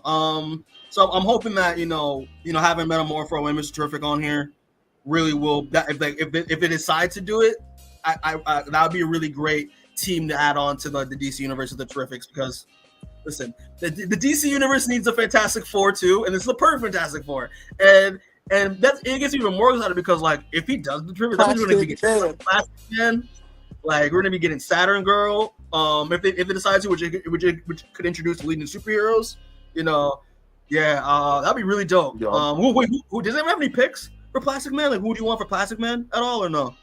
I don't have. I heard Bill Hader go around. Bill Hader? Okay. I heard someone. I heard Bill Hader. I wouldn't mind it. Okay. If we do Bill Hader, then we get a Barry reunion with him and Anthony Carrigan, which I think would be fun. Yeah, some people have said Bill Hader, some people have said John Mulaney, some people have said Ben Schwartz. You know, like I would say my choices are Bill. Well, Ben Schwartz is already playing him in Invincible. You know, that's true. That's true. Like we're already there. Yeah, basically. I would pick Tom Kenny. I think Tom Kenny would be lit. I think Tom Kenny or Bill Hader. I just don't think Bill Hader would do it. I don't think Bill Hader would do it unless you paid him a shit ton of money, and even then, I don't know if you could pay him enough to actually care. But I would definitely do Tom Kenny or Ben Schwartz. But I think that's perfect for Plastic Man. You don't give him about if you give him like a show or something, he's just gonna, you know. Oh, they killed him.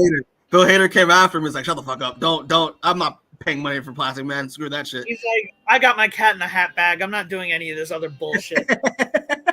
But yeah, man, but yeah, seeing these two characters in this, I want to go back and reread the Terrifics. I'm gonna reread it because I love that run. It's very underrated. No one talks about it. Like, so I'm happy. Like, so if James Gunn brings it back, that'd be great. That'd be so good. But I mean, the last thing I got is just it was like the Authority, and more of stories. Authority's not happening. It's not happening. It's dead. It's not happening. This movie's not happening. James Gunn announced it and then instantly was like, "Hey guys, I have a theory that this was the movie that James Gunn was talking about the script not being good for, so they canceled it." And I think that at sometime in the next couple months, we're going to get a revised slate that's going to be like closer to what we're actually going to be getting in the DC universe, because we have suspiciously not heard much about Batman. We have suspiciously not heard much about anything other than Lanterns and Clayface. And those are the only two other movies other than Supergirl that are in production. So like Authority was supposed to be like the second one or whatever. So I'm like, what's going on there, man? Are you actually you got actual shit cooking, or are you gonna come out with a whole new slate, which is what I think is gonna happen? I mean, I don't know. I mean, there's Ro back. Ro, you alive? You good? I don't know if he's alive yet. We'll see. Oh yeah, shout out to was one. I missed his comment, but said yeah, Ultraman seemed like a Bizarro at the end. I would hope so. Oh, shout out to Cheyenne. Thanks for coming back, Cheyenne. Oh, there he is. Okay. All right, Ro, you alive? You good? Again, I think Bill Hader just does not like you. He hates him. But yeah, man. What was I gonna say? Do you think it would be a better idea to make the Authority like separate in this continuity and then do like a crossover later on, or what? How do you think it would work? Fucking dumb. I don't think we need them. I don't see any place that they could take in the DC universe at this stage that would be interesting in any way. They just, you know what I mean? Because they're like cool characters, but like they really are very separate from the DC universe, and I don't think they work particularly well with any character that they have right now. You know what I mean? Mm-hmm. And I think that it would be fun if you did like a separate universe movie, and then eventually down the line they crossed over. But even then, these aren't like we talk about it. We like the Authority, but they're not exactly the most exciting characters to say to someone off the street. To be like, yeah, guys, Midnighter and Apollo, guys. And then it's like, and people are gonna be like, what the fuck? Like, you really think the general public's gonna be lit over Jenny Sparks? No, they're not. Like, you can't James Gunn your way into making the Authority a thing. You can do it with Bloodsport. You can do it with Peacemaker. You can't do it with the Authority. You can't. Not at all. That sounds like a threat. Yeah. I don't know. I mean, we'll see. But K-Shaw's like, we thought about that with the Eternals. Exactly. Yeah. If they do it, this is going to be DC's Eternals, where they're going to be like, why the fuck did we even try that? What were we thinking? What's it called?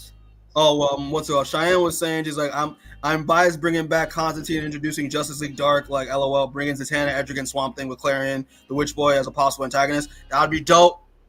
That would be dope. We're probably gonna see if that's waiting on Justice League Dark for like 15 years. That's true. If that Swamp Thing movie goes through, we will probably see Constantine in that. Yeah. That'd be He exciting. had a good show. Yeah, yo, I love the show. Anyway. He was great. He was great when he was on Legends, and I think that's one of those castings that I think James Gunn would just be like, yeah, just bring back Matt Ryan, man. Like, what do we like? Bring back Matt Ryan. He's the only Constantine that we need.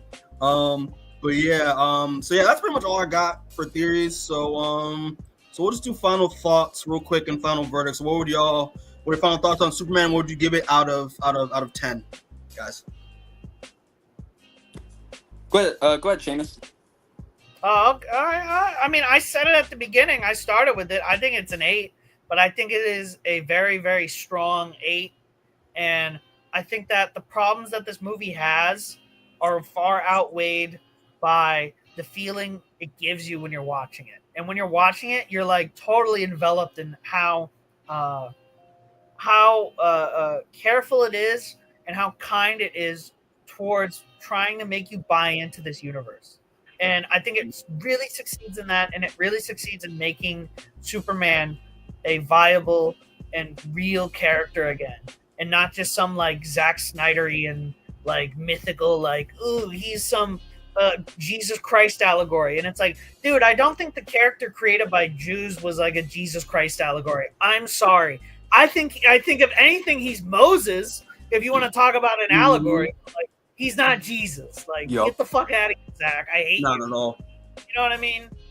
Like it's just so like it's such a good adaptation of Superman, and it's the best one I could ask for.